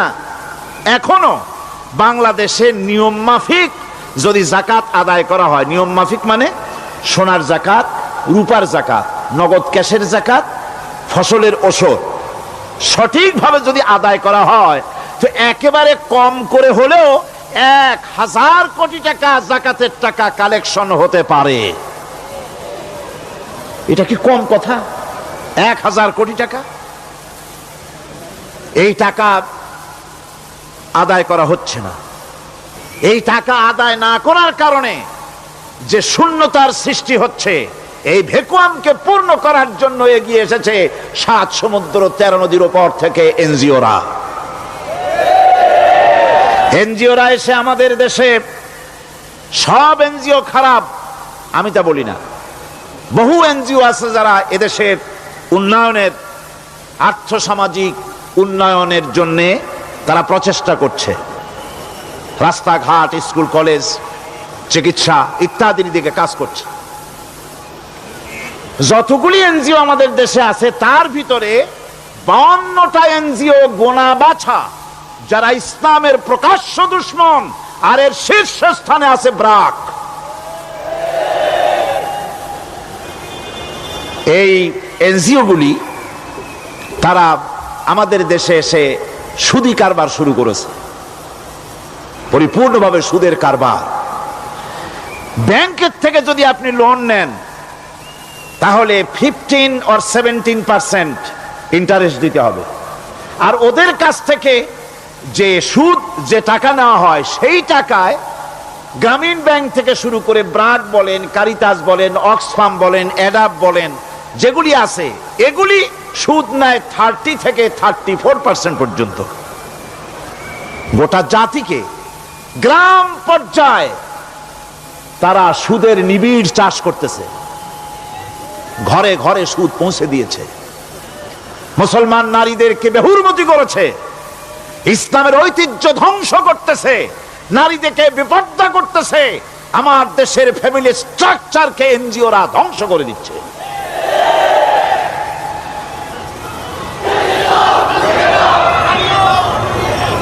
সুতরাং এনজিওরা এই সুযোগটা পেত না। যদি যাকাত কালেকশন করা হতো, আর যাকাত দিয়ে, যাকাত যে সব জায়গায় খরচ করতে হয়, সেই খরচ করার জায়গাগুলিতে সঠিকভাবে যদি ব্যয় করা হতো, এই অবস্থা হতো না। বাংলাদেশে সম্পদের অভাব নাই। যারা বলে বাংলাদেশ গরিব, আমি তাদের সাথে একমত নই। আক্ষরিক অর্থে বাংলাদেশ গরিব নয়, বাংলাদেশে সম্পদ আছে। বাংলাদেশে যে জিনিসটার অভাব, সেটা হচ্ছে ইনসাফ ভিত্তিক বন্টনের অভাব। এখানে কেউ তো 1000 বিঘা জমির মালিক, বিঘা বোঝেন না কি কন আপনারা? কানি। কেউ তো 1000 কানির মালিক, আর কারো তো রান্নাঘর উঠাবার জায়গা নাই। কথাটাই ঠিক কিনা? কেউ তো শত শত কোটি টাকা, কত কোটি টাকা যে আছে তা হিসাব করে মাসখানেক লাগবে, গুনিয়া খুলেইতে পারবে না। আর কারো তো একটা ট্যাবলেট কেনার পয়সা নাই। সুতরাং আমার দেশে যেভাবে গরিব বলা হয়, আক্ষরিক অর্থে ওইভাবে আমার দেশ গরিব নয়। আমাদের দেশে সম্পদ আছে, বহুত জমি অনাবাদি ফেলে রাখা হয়েছে। রাসূল করিম সাল্লাল্লাহু আলাইহি ওয়াসাল্লাম বলেছেন, সেই ব্যক্তির জমিন রাখার অধিকার নাই যে ব্যক্তি তা চাষের আওতায় না আনে। আছে না বহুত জমি পড়িয়া? আবাদযোগ্য জমি আমাদের দেশে আছে যা, তার 2,40,00,000 একর। আমাদের ভূমি সম্পদ রয়েছে, বনজ সম্পদ যা আছে সেটা হচ্ছে 32,53,860 একর জুড়ে বিরাট বনজ সম্পদ আমাদের আছে। ভূমি সম্পদ আছে, বনজ সম্পদ আছে। আমাদের রয়েছে পানি সম্পদ, প্রায় 250 নদী, 3000 600 বর্গ মাইল জুড়ে নদীগুলো প্রবাহিত আছে, আমাদের পানি সম্পদ আছে, আমাদের গ্যাস সম্পদ আছে, যে গ্যাস অন্তত 100 বছর চলতে পারে। প্রত্যেক বাড়িতে বাড়িতে গ্যাসের সংযোগ দিলেও 100 বছরে ফুরাবে না। আলহামদুলিল্লাহ কইতে ইচ্ছা করে না? জোরে কোন আলহামদুলিল্লাহ। আমাদের গ্যাস সম্পদ রয়েছে, আমাদের মৎস্য সম্পদ আছে, পশু সম্পদ আছে, কৃষি সম্পদ আছে, আরো রয়েছে বিপুল জনশক্তি। জনশক্তিকে আজ সবচাইতে বার্ডেন মনে করা হয়। জনশক্তিকে বলা হয় বাংলাদেশের সবচাইতে বড় সমস্যা, জনশক্তি সমস্যা। এটা হচ্ছে যে সরকার আসে তারই ভূতে পায়, যে যায় লঙ্কা সে আর মানুষ হালে ফেরে না, মানুষগুলি তার জন্য জ্বালা। অথচ এই মানব শক্তি হচ্ছে শ্রেষ্ঠ শক্তি। ইউনিভার্সিটি জনমের মতো না বাড়াইয়া, এখন তো ইউনিভার্সিটি দাবি করতেছে সকলে, গ্রামে গঞ্জে থানায় রান্নাঘরে সব জায়গায় কয় আমাদের ইউনিভার্সিটি দাও। আর ইউনিভার্সিটির ফজিলত কি তা তো আমরা দেখতেইছি। এর থেকে বেশি করে পলিটেকনিক ইনস্টিটিউট, ভোকেশনাল ইনস্টিটিউট ইত্যাদি যদি বানানো হতো, ভিক্ষার হাতকে কর্মীর হাতে যদি পরিণত করা যেত, মানুষগুলিকে যদি কর্মক্ষম করা যেত, তাদেরকে যদি মডার্ন টেকনোলজি যদি শিক্ষা দেওয়া যেত, তাহলে এই মানব শক্তি রপ্তানি করে বা পৃথিবীর বিভিন্ন দেশ থেকে মূল্যবান বৈদেশিক মুদ্রা অর্জন করা যায়। সেটা না করে মানুষ হইছে জ্বালা, জনমের মতো এদেরকে মারো। এটা হচ্ছে ট্রেনের 3rd ক্লাস প্যাসেঞ্জার্স মেন্টালিটি। সেটা কিরকম? সেটা হচ্ছে ট্রেনে যখন মানুষ চলে 3য় শ্রেণীতে, একবার উঠে বসলে সে অন্যের জন্য জায়গা ছাড়ে না। জায়গা খালি আছে, আরেকজন আসে বললে ভাই আমার একটু বসতে দাও, কয় না ভাই এখানে লোক আছে। আসলে কিন্তু লোক নাই। আপনি যদি বলেন যে সেই লোক আসলে আমি জায়গা ছেড়ে দেবো, ততক্ষণ তো বসি। আপনি বসলেন, এরপরে আপনি তো বুঝছেন যে লোকটা ফাঁকিতেছে, ওই চিন্তা আপনার মধ্যেও ঢুকবে, আর একজন আসবে বসার জায়গা আছে, আপনি বলবেন না এখানে জায়গা নাই। ট্রেনের 3rd ক্লাস প্যাসেঞ্জারদের যে মন মানসিকতা, বর্তমান মুসলিম দেশগুলির সরকার প্রধানেরা ঠিক ট্রেনের 3rd ক্লাস প্যাসেঞ্জারদের চাইতেও 3rd ক্লাস। মানব শক্তিকে কাজে লাগাবার চিন্তা না করে উল্টা চিন্তা তারা করছেন। এত সম্পদ থাকা সত্ত্বেও বাংলাদেশ আজ যে অভাব সৃষ্টি হয়েছে তা কৃত্রিম, এবং তা সৃষ্টি হয়েছে এটা এর একমাত্র দায়ী এর জন্য রাজনৈতিক ষড়যন্ত্র। রাজনৈতিক ষড়যন্ত্রের কারণেই এই অভাব সৃষ্টি হয়েছে। গোড়া থেকেই আমাদের দেশটি ষড়যন্ত্রের শিকার। প্রথমে ব্রিটিশ বেনিয়ারা 200 বছর পর্যন্ত গোলামির জিনজির পরিয়ে দিয়েছে। 200 বছর গোলামির পর দ্বিজাতি তত্ত্ব এবং মুসলিম সংখ্যাগরিষ্ঠতার ভিত্তিতে 47-এর আজাদি, তারপর পশ্চিমাদের শোষণ বঞ্চনা থেকে মুক্তি লাভের জন্য 71-এর আজাদি, এরপরে দেশের 90% হচ্ছে মুসলমান। 90% কারা? চিল্লায় বলেন না কারা? পৃথিবীর এই দ্বিতীয় বৃহত্তম মুসলিম জনগোষ্ঠীকে খ্রিস্টান আর ইহুদিরা তারা চেয়েছে জনগণকে খ্রিস্টান বানাতে। আমাদের দেশের জনগণকে তারা চায় খ্রিস্টান বানাতে। যারা কমিউনিস্ট তারা চায় আমাদেরকে নাস্তিক বানাতে। আর পার্শ্ববর্তী দেশের পেইড এজেন্ট যারা আমাদের দেশে আছে তারা চায় পৃথিবীর নিকৃষ্টতম কুফরি মতবাদ, ধর্ম নিরপেক্ষ মতবাদের মাধ্যমে গোটা জাতিকে ধর্ম থেকে দূরে সরিয়ে দিতে চায়। সুতরাং এই ষড়যন্ত্রের শিকার হয়ে আছে বাংলাদেশ। বাংলাদেশের এই আর্থসামাজিক প্রেক্ষাপটে ইসলামের বিধান ছাড়া, আল্লাহর দেওয়া বিধান ছাড়া এর কোনো মুক্তি নাই, এর নাজাতের কোনো পথ নাই। আল্লাহ রাসূল ক্ষমতা আরোহণ করলেন, রাষ্ট্রের মালিক হলেন, প্রেসিডেন্ট হলেন। রাসূলুল্লাহ কি হলেন? আল্লাহর নবী প্রেসিডেন্ট হলেন। সমাজের গরিব দুঃখীদের ব্যাপারে নবীজি বললেন, মান তারাকা মালান ফালওয়ারসাতিহি ওয়া মান তারাকা দিয়ান আও কুল্লা ফালিয়াতিনি ফাইন্না মাওলাহু, রাওয়াহুল বুখারী। নবীজি বলেন, যে ব্যক্তি মারা গেল, মরে যাওয়ার পর তার যে সম্পদ থাকবে, এই সম্পদগুলি সে যে সন্তান স্ত্রী পুত্র যাদের রেখে গেছে তা তাদের জন্যে। আর যদি সে ঋণগ্রস্ত, যদি ঋণ অবস্থায় সংসারকে রেখে যে থাকে, তাহলে তার ঋণের বোঝা, ঋণের পরিশোধের দায়িত্ব আমি মুহাম্মদ সাল্লাল্লাহু আলাইহি ওয়াসাল্লাম নিয়ে নিলাম। সমাজের যার কোনো অভিভাবক নাই, তার অভিভাবক আমি মুহাম্মদ সাল্লাল্লাহু আলাইহি ওয়াসাল্লাম। যার কোনো অভিভাবক নাই, সেজন্য আমার কাছে চলে আসে। ইসলামী রাষ্ট্র এই বিধান পেশ করেছে। এর চাইতে সুন্দরতম বিধান পৃথিবীতে আর কেউ দিতে পারে নাই। সেজন্য সেই সমাজে চুরি বন্ধ হয়েছে, ডাকাতি বন্ধ হয়েছে, জেনা বন্ধ হয়েছে, সব বন্ধ হয়ে গিয়ে সুন্দর একটি সমাজ প্রতিষ্ঠিত হয়েছিল। আর রাসূল বলেছিলেন, খাইরুল কুরুনে কারনি, সর্বশ্রেষ্ঠ যুগ হলো আমার যুগ। সুবহানাল্লাহি বিহামদিহি। মানুষ দরজা খুলে ঘুমায়েছে, কারো ক্ষুধার কষ্ট নাই, পড়ার কষ্ট নাই, খাবারের চিন্তা নাই, চুরি ডাকাতির ভয় নাই, ভয় মুক্ত। ওই যে গতকাল বলেছিলাম, যেমন একটা সমাজ আসবে, খাব্বাব চিন্তা করো না, আমি কসম করছি এমন একটা সমাজ প্রতিষ্ঠিত হবে যেই সমাজে চুরি ডাকাতি জেনা ব্যভিচার হত্যা ধর্ষণ কোনো ভয় থাকবে না। লা ইয়াখাফু ইল্লাল্লাহ, আল্লাহ ছাড়া কারো কোনো ভয়, মনের ভিতরে ভয় থাকবে না। ওয়ালাকিন্নাকুম তাস্তাজিলুন, তোমরা বড্ড তাড়াহুড়ো করতেছো, বেসবর হচ্ছ, সবর করো, তাড়াহুড়ো করো না। এমন সমাজ আসবে। রাসূলুল্লাহ এরকম একটা সমাজ গোটা পৃথিবীবাসীকে উপহার দিতে পেরেছিলেন না পারেন নাই? পেরেছিলেন কিনা? সেই কথাই আল্লাহ রাব্বুল আলামিনের কথার সঙ্গে বার মিলান। লাইসাল বিররা আন তুওয়াল্লু বুজুহাকুম কিবালাল মাশরিকি ওয়াল মাগরিব, পূর্ব পশ্চিমে কত মাথা ঘুরালে, চেহারা ঘুরালে, এটাই কিন্তু তোমার পুণ্যবান হওয়ার জন্য, নেককার হওয়ার জন্য যথেষ্ট নয়। বরং যথেষ্ট হলো আল্লাহর প্রতি ঈমান আনো, কিতাবের প্রতি, পরকালের প্রতি, ফেরেশতার প্রতি, নবীদের পরে ঈমান আনো।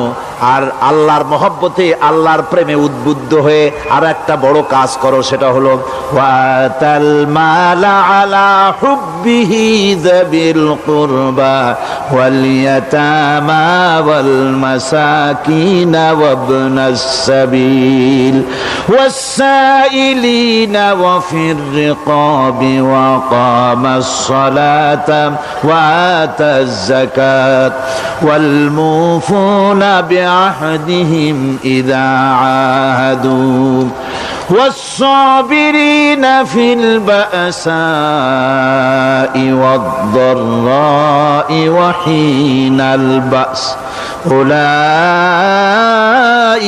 الذين صدقوا وأولئك هم المتقون।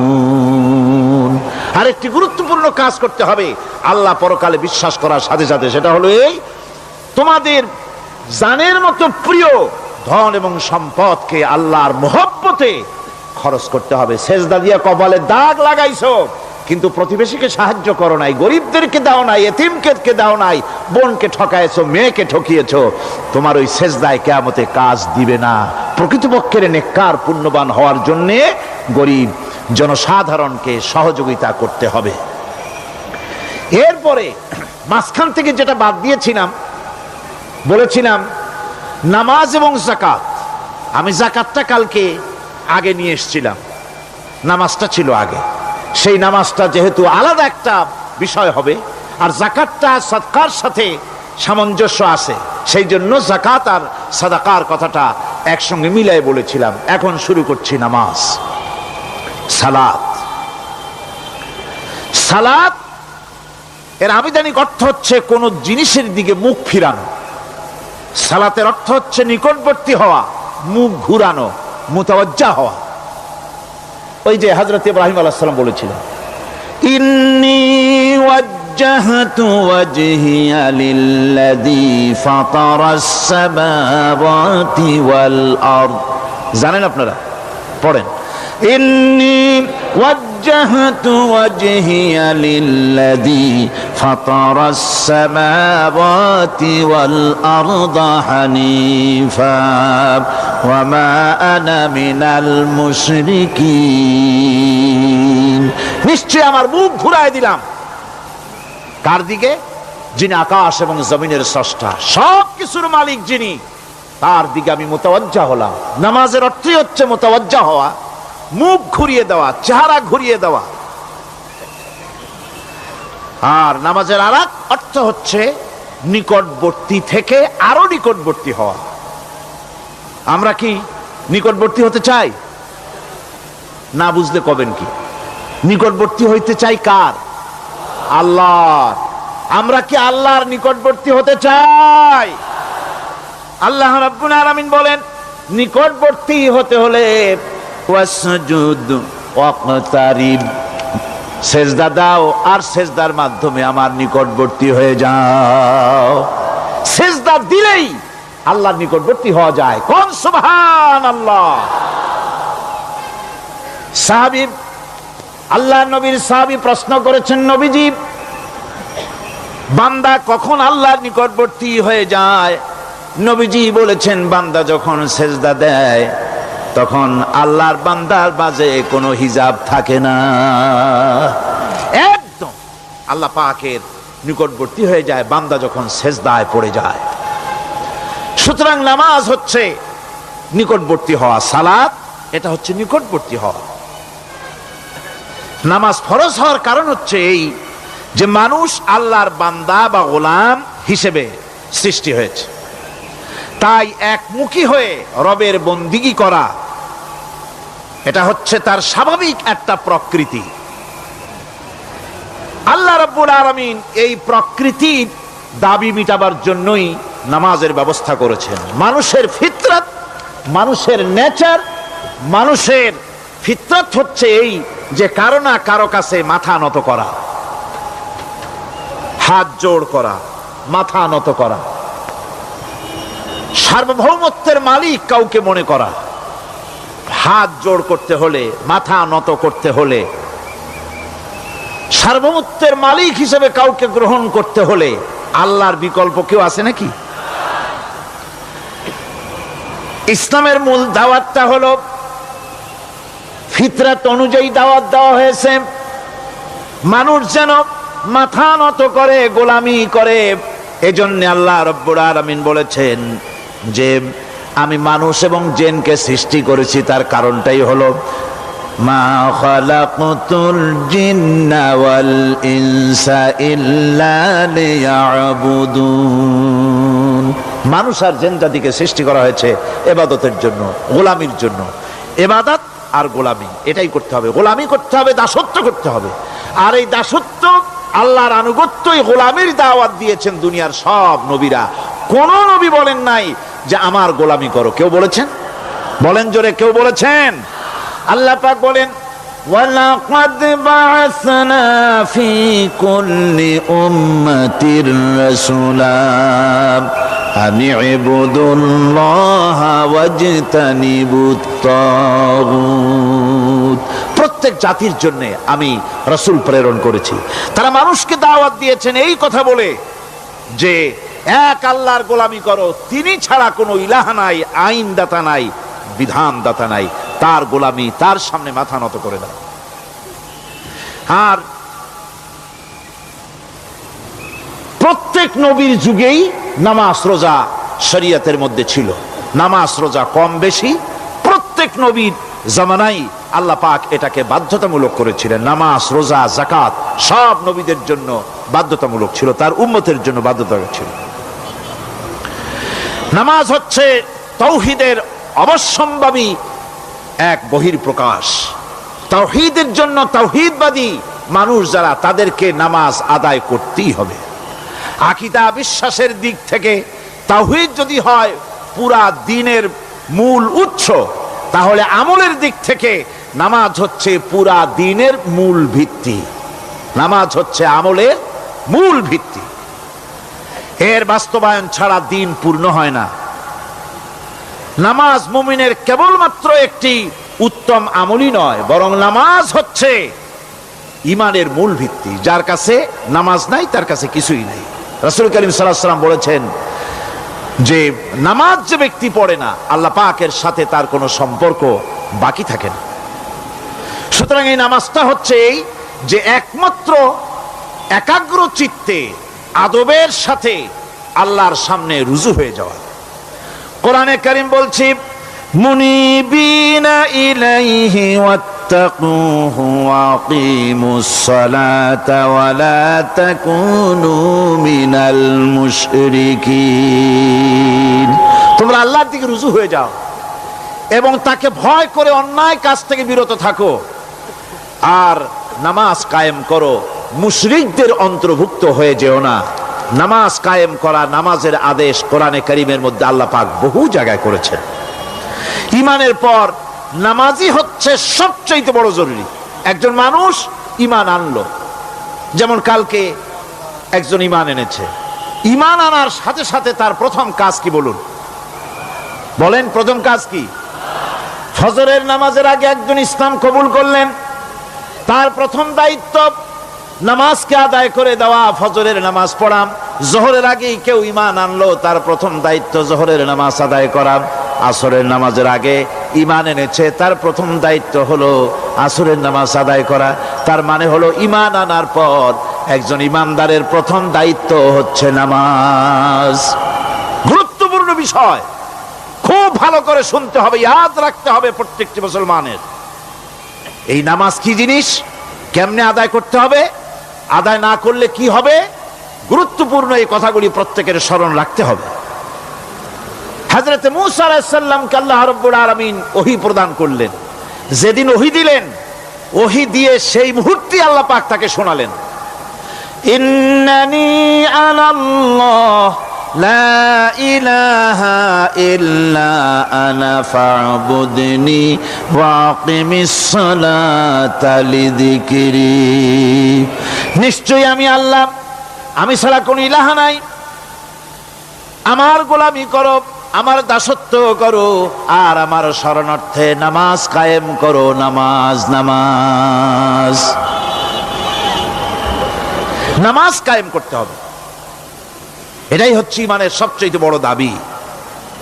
অন্যত্র আল্লাহ পাক বলছেন, কুল ইন্না হুদাল্লাহি হুয়াল হুদা ওয়া উমিরনা লিনুসলিমা লিরাব্বিল আলামিন। হে নবী বলুন, প্রকৃতপক্ষে আল্লাহর হেদায়েত হচ্ছে সঠিক হেদায়েত। সত্যিকারের হেদায়েত কার হেদায়েত? আল্লাহ পাকের হেদায়েত। এবং তার পক্ষ থেকে নির্দেশ করা হয়েছে যে সারা জাহানের মালিকের সামনে মাথা নত করে দাও। মাথা নত করবেন কার কাছে? আল্লাহ পাকের কাছে। ওয়া আনাকিমুস সালাতা ওয়াত্তাকুহু ওয়া হুয়াল্লাযী ইলাইহি তুহশারুন। আর নামাজ প্রতিষ্ঠা করো, আল্লাহ রাব্বুল আলামিনের ভয়তে সমস্ত অপরাধমূলক কাজ থেকে, অসামাজিক কার্যকলাপ থেকে বিরত থাকেও। আর একদিন মনে রেখো, তোমাদের সকলকেই আল্লাহ রাব্বুল আলামিনের দরবারে উপস্থিত হতে হবে। নামাজ ঈমান থাকা না থাকার প্রমাণ। ঈমান আছে কি ঈমান নাই এর প্রমাণ কি? নামাজ। আল্লাহ পাক বলছেন, ফালা সাদ্দাকা ওয়ালা সাল্লা ওয়ালাকিন কাযযাবা ওয়া তাওয়াল্লা। কিন্তু না সে সত্য মেনে নিল, আর না সে সালাত আদায় করলো, বরং সত্যকে মিথ্যা মনে করে ফিরে গেল। নামাজটাই হচ্ছে একজন মানুষের, সে মুমিন না কাফের তা প্রমাণ করার জন্য, এটাই হচ্ছে মূল কথা। কিয়ামতের দিন মানুষ যে জাহান্নামে যাবে, জাহান্নামের জন্য, জাহান্নামে যে সব কারণে যাবে তার মধ্যে বড় কারণ কালকে বলেছিলাম, দেখি মনে আছে নাকি? বড় কারণ কয়টা? কয়টা? আলহামদুলিল্লাহ মনে আছে। আল্লাহ রাব্বুল আলামিন বলেন, ইয়াতাসাআলুনা আনিল মুজরিমিন। কিয়ামতের দিন অপরাধীদেরকে জিজ্ঞেস করা হবে, মা সালাকাকুম ফি সাকার, জাহান্নামে কেন আসছো? জবাবে তারা বলবে, قالوا لم نك من المصلين ولم نك نطعم المسكين নামাজ পড়ি নাই আর এতিম মিসকিনদের খেতে দেই নাই, এই কারণেই জাহান্নামে এসেছি। কোন নাউজুবিল্লাহ। নামাজ যারা পড়বে না জাহান্নামে যেতে হবে। কোথায় যেতে হবে? কেউ কেউ মনে করতে পারবেন নামাজের ওয়াজ তো বহু শুনছি, এর চাইতে গুরুত্বপূর্ণ জিনিস আর নাই। নামাজের চাইতে গুরুত্বপূর্ণ ইবাদত আল্লাহর সৃষ্টি করেন নাই। মুসলমানের জন্য সর্বশ্রেষ্ঠ ইবাদত কি? চিল্লা এখন জোরে বলেন কি? এই নামাজ আকসার মানুষের নামাজ হয় না। যারা আমরা নামাজ পড়ি, বহু লোকের নামাজ পড়ে ঠিক, কিন্তু নামাজ আদায় হয় না। আমি সে কথা বলবো সামনের দিকে, প্রাণ খুলে শুনবেন, কাজে লাগবে ইনশাআল্লাহ। কোন ইনশাআল্লাহ? আকীদাগত দিক থেকে ঈমান হলো তাওহীদের স্বীকৃতি, আর আমলের দিক থেকে নামাজ হচ্ছে তাওহীদের বহিঃপ্রকাশ। আপনি মুসলমান তা প্রমাণ হবে নামাজ দিয়ে। নামাজহীন ঈমানের দাবি মূল্যহীন। যার নামাজ নাই তার ঈমানের দাবি করার কোনো মূল্যই নেই। অনেক এরকম কথা বলে, হুজুর আমি মানুষটা নিতান্ত খারাপ না, যাই মনে করেন, গ্রামে রাস্তা বানাইছি, ব্রিজ করে দিয়েছি, কালভার্ট করেছি, এতিম মিসকিনরে তাও মাঝে মধ্যে খাবার দেই।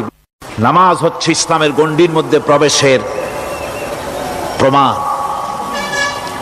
কোরআনে কারীম বলছে ফাইন তাবু ওয়া আকামুস সালাতা ওয়া আতাউজ যাকাতা ফাইখওয়ানুকুম ফিদ্দীন। সূরা তওবা এসেছে।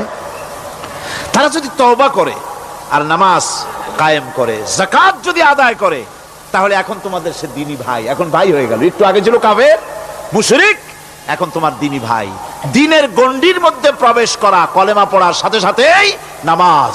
নামাজ হচ্ছে দ্বীনের প্রধান গেট, দ্বীনের প্রধান তোরণ। দ্বীনের মধ্যে প্রবেশ করার জন্য এই গেট দিয়ে প্রবেশ করতে হবে। সুতরাং এই নামাজের এতই গুরুত্ব দেওয়া হয়েছে। ইসলাম যদি ক্ষমতায় আসে, আল্লাহ যেন এনে দেন, জোরে কোন আমিন।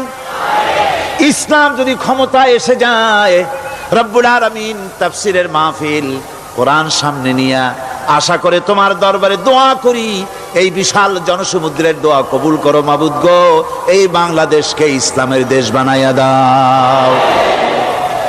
দেশটা যদি ইসলামের হয়ে যায়, আইন যদি আল্লাহর হয়, শাসন যদি সৎ লোকেরা করে, রব্বুল আলামিন কোরআন শরীফে বলেন, তাহলে তারা 4টা কাজ করবে। আল্লাযীনা মাক্কান্নাহুম ফিল আরদ আকামুস সালাতা ওয়া আতাউজ যাকাত ওয়া আমারু বিল মা'রুফি ওয়া নাহাউ আনিল মুনকার।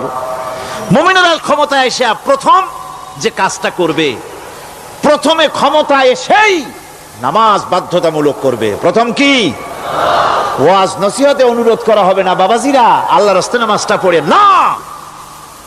রেডিও এবং টেলিভিশনের মাধ্যমে রাষ্ট্রপ্রধান অর্ডার করে দিবেন, আজ থেকে বাংলাদেশের 12 কোটি তাওহীদি জনতা, নারী পুরুষ যারা আকেল বালিগ, সকলের জন্য নামাজ বাধ্যতামূলক, নামাজ পড়তেই হবে।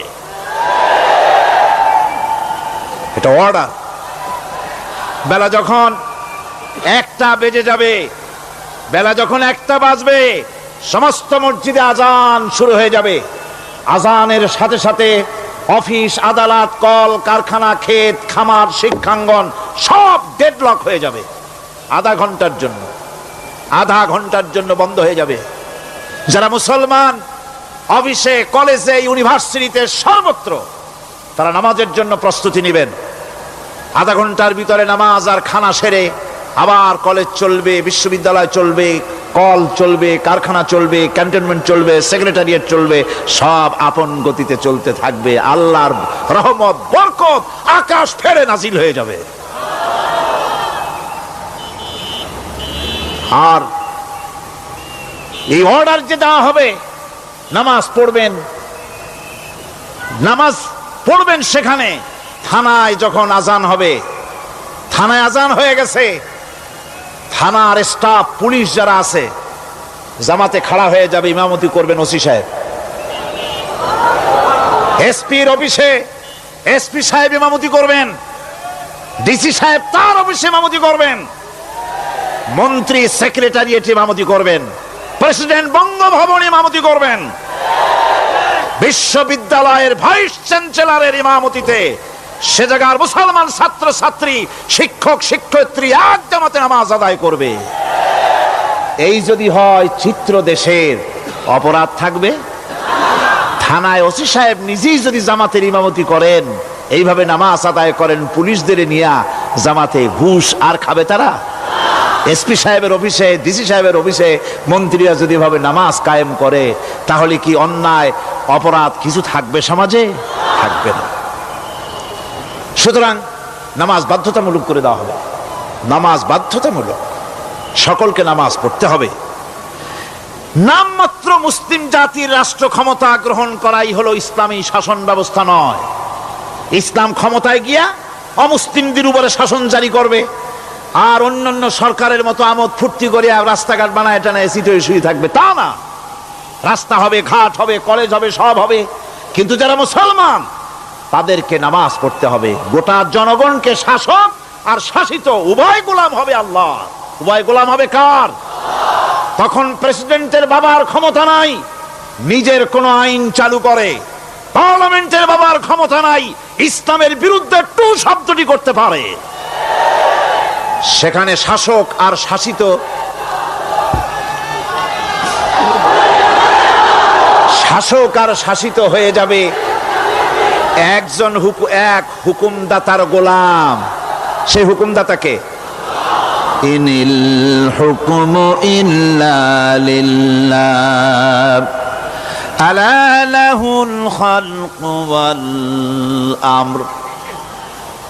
প্রেসিডেন্ট থেকে শুরু করে শাসক আর শাসিত সব আইন মানবে ওই আল্লাহ রব্বুল আলামিনের, যিনি এই তামাম জাহান সৃষ্টি করেছেন। সৃষ্টি যার আইন চলবে সেই আল্লাহ রব্বুল আলামিনের, এবং তার আইনের সার্বিক অনুসরণ করে চলতে হবে সকলকে। এক কথায় ইসলামী সরকারের সমস্ত ক্ষমতা ব্যয় হবে নামাজ কায়েম করা আর যাকাত আদায় করার ব্যাপারে। নামাজ যদি কায়েম হয়ে যায়, যাকাত যদি আদায় করা হয়, দুঃখ দারিদ্র কষ্ট কিছুই থাকবে না, বেকার সমস্যা থাকবে না। সমস্ত বেকারদেরকে চাকরি না পাওয়া পর্যন্ত বেকার ভাতা দেওয়া হবে। বুড়ো মানুষেরা যখন বুড়ো হয়ে যায়, ছেলের কাছে আদর নাই, বউর কাছে কদর নাই, আর ছেলে বউ বদদোয়া করতে থাকে, বুড়েরা মরে না কেন? আছে না আমাদের সমাজ? ইসলামী সরকার এলে পরে এই বৃদ্ধ মানুষদের ব্যবস্থা করা হবে, তাদের প্রতি এই ধরনের অসদাচরণ কেউ করতে সাহস পাবে না। সুতরাং নামাজ প্রতিষ্ঠা এবং যাকাত আদায় হলেই সমাজের অন্যায় অবিচার যা আছে তার 12 আনাই বিলুপ্ত হয়ে যাবে। কোন আলহামদুলিল্লাহ। তখন চাকরিতে প্রমোশন হবে নামাজের ভিত্তিতে। এখন প্রমোশন হয় কে কত ঘুষ খাইতে পারে, কে কত সরকারের দালালি করে বিবেকের বিরুদ্ধে বিরোধী দলকে বেশি করে পেটাতে পারে, এর উপরে ভিত্তি করে প্রমোশন হয়। ইসলামী সরকার যখন আসবে, ইসলামী সরকার যখন প্রতিষ্ঠিত হয়ে যাবে, তখন চাকরির প্রমোশন নির্ভর করবে তার সুন্দর চরিত্র আর নামাজের পাবন্দির উপরে ভিত্তি করে। সমাজে দুঃখ দুর্দশা থাকবে? যেরকম থাকবে থাকবে। আমার ভাইয়েরা, নামাজ হচ্ছে আল্লাহ রাব্বুল আলামিনের সাহায্য লাভের একমাত্র মাধ্যম। আল্লাহর কাছে যদি সাহায্য পেতে চাই তাহলে নামাজ লাগবে। লাগবে কি কোন?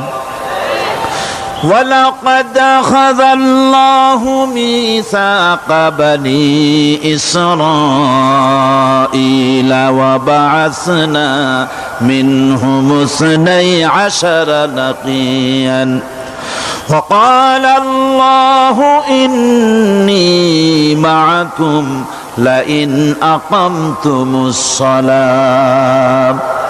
আল্লাহ পাক বলেন, বনি ইসরাইলদের নিকট আমি ওয়াদা নিয়েছিলাম, তোমরা যদি মানুষদেরকে অসামাজিক কার্যকলাপ থেকে যদি তোমরা ফিরাইতে পারো, মানুষদেরকে অসামাজিক কার্যকলাপ থেকে তোমরা ফিরাবে। 12টা গোত্রের জন্য 12 জন নকিব নির্দিষ্ট করে দেওয়া হলো, তাদের দায়িত্ব দেওয়া হলো।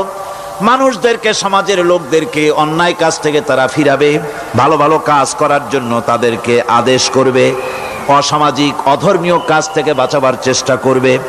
এইটা যদি তোমরা করো তাহলে আমি তোমাদের সাথে আছি। শর্ত হলো একটা, তোমাদেরকে নামাজ কায়েম করতে হবে। নামাজ যদি কায়েম করো, আমার মদদ তোমাদের জন্য অবধারিত হবে। নামাজ প্রতিষ্ঠা করলেই আল্লাহর সাহায্য লাভ করা যায় জীবনের সকল ক্ষেত্রে। নামাজ হচ্ছে অপকর্মের প্রতিবন্ধক। নামাজ পড়লে অন্যায় কাজ থেকে বাঁচার পথ। অন্যায় থেকে বাঁচাই কিসে? নামাজ। আল্লাহ রাব্বুল আলামিন বলেন, উতলু মা উহিয়া ইলাইকা মিনাল কিতাবি ওয়া কিমিস সালাম ইন্নাস সালাতা তানহা আনিল ফাহশাই ওয়াল মুনকার। হে নবী, এই কিতাব তেলাওয়াত করো, যা তোমার প্রতি অবতীর্ণ করা হয়েছে, এই কিতাব তেলাওয়াত করো আর নামাজকে প্রতিষ্ঠা করো। নিঃসন্দেহে নামাজ মানুষকে পাপাচার থেকে বাঁচায়া দেয়। অশ্লীলতা, পাপাচার থেকে মানুষকে বাঁচায় কে? জোরে চিল্লায় কোন কে? নামাজ। এই নামাজ মানুষকে অন্যায় কাজ থেকে বাঁচায় দেয়। নামাজ যে মানুষকে অন্যায় কাজ থেকে বাঁচায়, কেমনে বাঁচায়?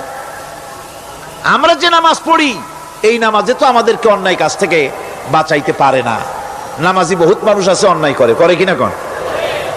না করে না? করে। নামাজি অথচ অন্যায় করে।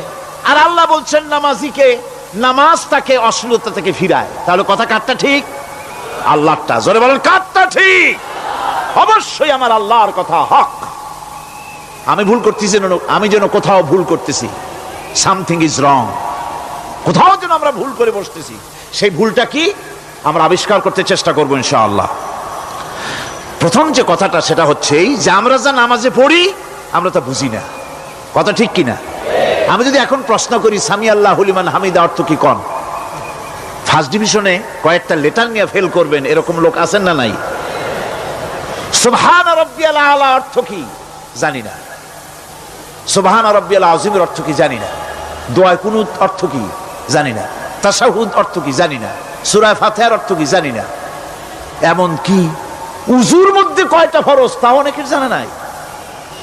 কথা কি বেশি বললাম না ঠিক বলছি? একজনের জিজ্ঞেস করলো, মিয়া উজুতে কয় ফরজ? কয় হুজুর কি মনে করেন এটা বুঝি জানি না। এটা তো সাধারণ ব্যাপার, বলেন না কয় ফরজ? কয় উজুতে তো 17 ফরজ। কি কি? কয় হাত ধোয়া, পাও ধোয়া, মুখ ধোয়া, নাক ধোয়া, চোখ ধোয়া, জিহ্বা ধোয়া, মাথা ধোয়া। বলতে বলতে গুনে দেখা গেল প্রায় 19টার মতো বলছে। বলা হলো, মিয়া বললেন আপনি উজুতে ফরজ 17টা, কইলেন আপনি 19টা। কয় হুজুর জানি আরো, বলি না আপনাদের ভয়তে। উজু জানে না, নামাজ জানে না, তাকে এই নামাজ কেমনে ফিরাবে অন্যায় কাজ থেকে? কথা বুঝতে পেরেছেন? নামাজে কি পড়ি? নামাজে দাঁড়ায় গেলাম, আল্লাহু আকবার অর্থ কি? চিল্লায় কন্না আল্লাহু আকবার। এরকম না, মুসলমানের মতো গলা ছেড়ে দিয়ে চিৎকার দিয়ে বলেন আল্লাহু আকবার। এই আল্লাহু আকবার, আল্লাহ সর্বশ্রেষ্ঠ, তার চাইতে বড় আর কেউ নাই। এই কথা দিনরাত 24 ঘন্টার ভিতরে শত শতবার বলি, একবার দুইবার না, শত শতবার বলি আল্লাহ সর্বশ্রেষ্ঠ। এই কথা বলার পরেও মনের মধ্যে অন্য কেউ বড় হয়, আল্লাহর বড়ত্ব যেভাবে মুখ দিয়া বলি ওইভাবে কার্যত পালন করি না। নামাজে আল্লাহু আকবার বললাম, এরপরে সানা পড়লাম, তারপরে সূরা ফাতিহা পড়লাম। সূরা ফাতিহার ভেতরে যে সমস্ত কথাগুলি বললাম সেই কথাগুলি বুঝি না, কি বলেছি তাও জানি না। এরপরে সুবহান রাব্বিয়াল আলা বলেছি, সুবহান রাব্বিয়াল আযীম বলেছি, সামি আল্লাহু লিমান হামিদা বলেছি, অর্থ কি জানি না। আল্লাহ তা শুনতে পান, যে ব্যক্তি আল্লাহর প্রশংসা করেন তিনি তা শুনতে পান। নামাজের মধ্যে আইডিয়া দেওয়া হচ্ছে, তুমি যে আল্লাহর জন্য নামাজ পড়তেছো, প্রশংসা করতেছো, এটা এমন নয় যে আল্লাহ পাক দেখছেন না বা শুনতেছেন না।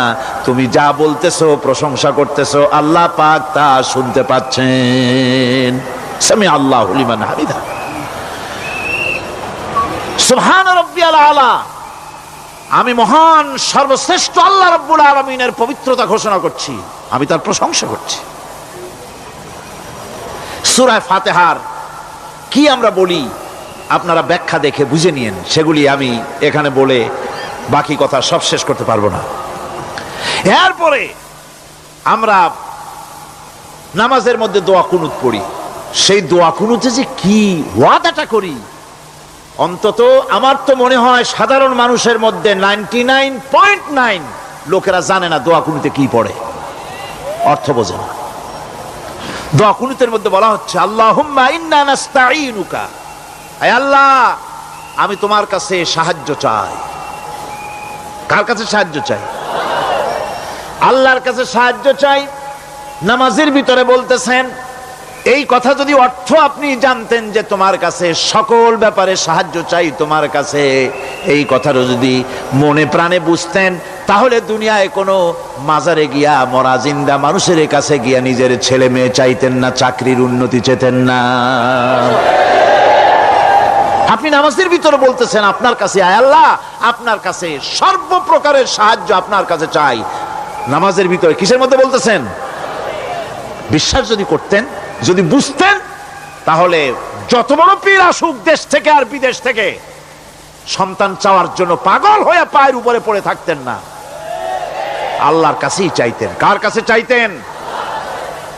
এরপরে বলতেছেন, আস্তাগফিরুকা, তোমার কাছে ক্ষমা চাই, গুনাহ করেছি, অনেক গুনাহ করেছি, তোমার কাছে ক্ষমা চাই, কারণ সাহায্য করতে পারো তুমি, গুনাহ মাফ করতে পারো তুমি।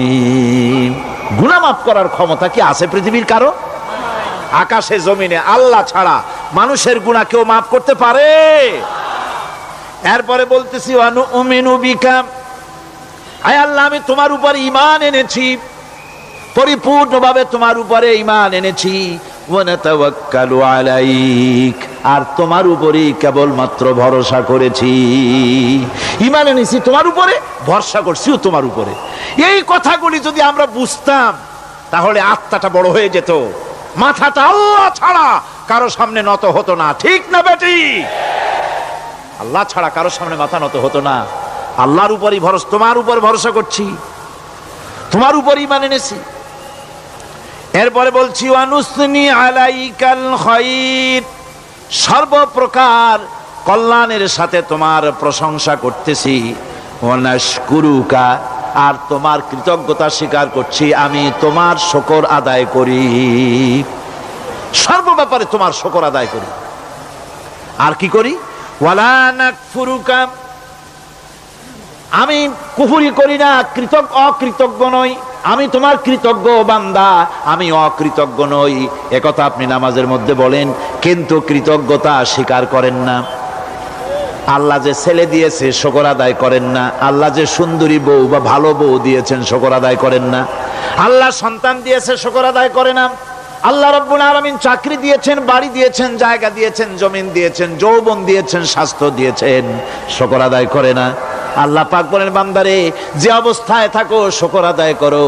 লা ইন শাকারতুম লাযীদান্নাকুম ওয়া লা ইন কাফারতুম ইন্না আযাবী লাশাদীদ। আমার নিয়ামতের শুকর যদি আদায় করো আমি বেশি করে বাড়ায় দেব, আর যদি শুকর আদায় না করো তাহলে মস্ত বড় শাস্তি রেখে দিয়েছি। সব ব্যাপারে শুকর আদায় করো, আমার নিয়ামতের শুকর আদায় করো। চোখ দিয়া দেখতে পাও, কও আলহামদুলিল্লাহ। মুখ দিয়া কথা বলতে পারো, কও আলহামদুলিল্লাহ।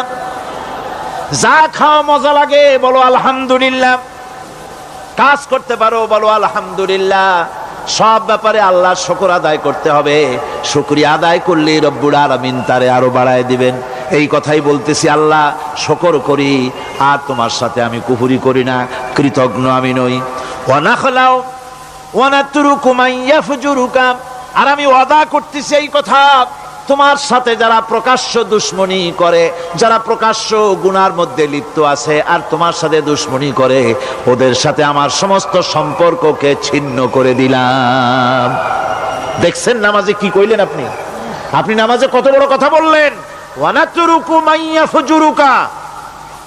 আয় আল্লাহ, আমি ওয়াদা করছি তোমার সাথে যারা দুশ্মনী করে, যারা প্রকাশ্য গুনাহ করে, তাদেরকে আমি পরিত্যাগ করছি, তাদের সাথে আমার কোনো সম্পর্ক নাই। এই কথা বলার পরে আপনার সম্পর্ক কার সাথে একটু চিন্তা করেন তো। আপনার বন্ধু কারা? ইলেকশন আসলে ভোট দেন কাদেরকে? কাদের চা খাওয়ান, কাদের চান্দা দেন? একটু চিন্তা করেন, অঙ্কের সাথে মিলাই নেন। তাহলে দেখুন, মুখে বলে এক কথা, কাজে করে আর একটা। আরে কি কয়? চিল্লায় কোন? আরে কি কয়? আর এই মুনাফিকি করতেছেন কার সাথে? আল্লাহর সাথে। কোন নাউজুবিল্লাহ।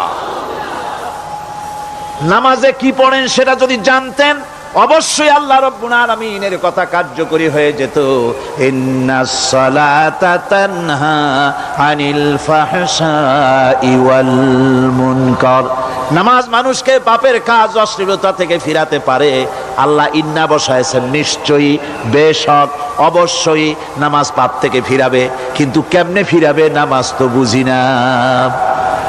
নামাজ তো বুঝি না, খালি সেজদা দেয় জনমের মতো। আর সেজদা কি? নামাজে যদি দেখে ইমাম দেরি করতেছে, আত্তাহিয়াত পড়তে দেরি হয়ে যাচ্ছে, পিছন থেকে সিগন্যাল মারে, ঠিক কিনা? বেয়াদব, বেয়াদব। তোমার নামাজ, তোমার আত্তাহিয়াত আগে শেষ হয়েছে, তাতে কি হয়েছে? চুপ করে বসে থাকো। ইমামকে কাশি দিয়া সতর্ক করার অধিকার তোমার নাই। যদি ইমামকে সতর্ক করার জন্য কাশি দিয়ে থাকো, তোমার নামাজ ফাসেদ হয়ে যাবে। এটা ফাজলামি করার জায়গা না, এটা নামাজ। এর নাম কি? ধীরে সুস্থে নামাজ পড়তে হবে। অনেকে মসজিদটালে মনে করে জেলখানা, ঢুকতে যত দেরি, বেরোতে পারলে যেন বাসে যান ছটফট করে। সিনেমার মধ্যে গিয়ে ঘন্টার পর ঘন্টা বসে থাকে, খারাপ লাগে না?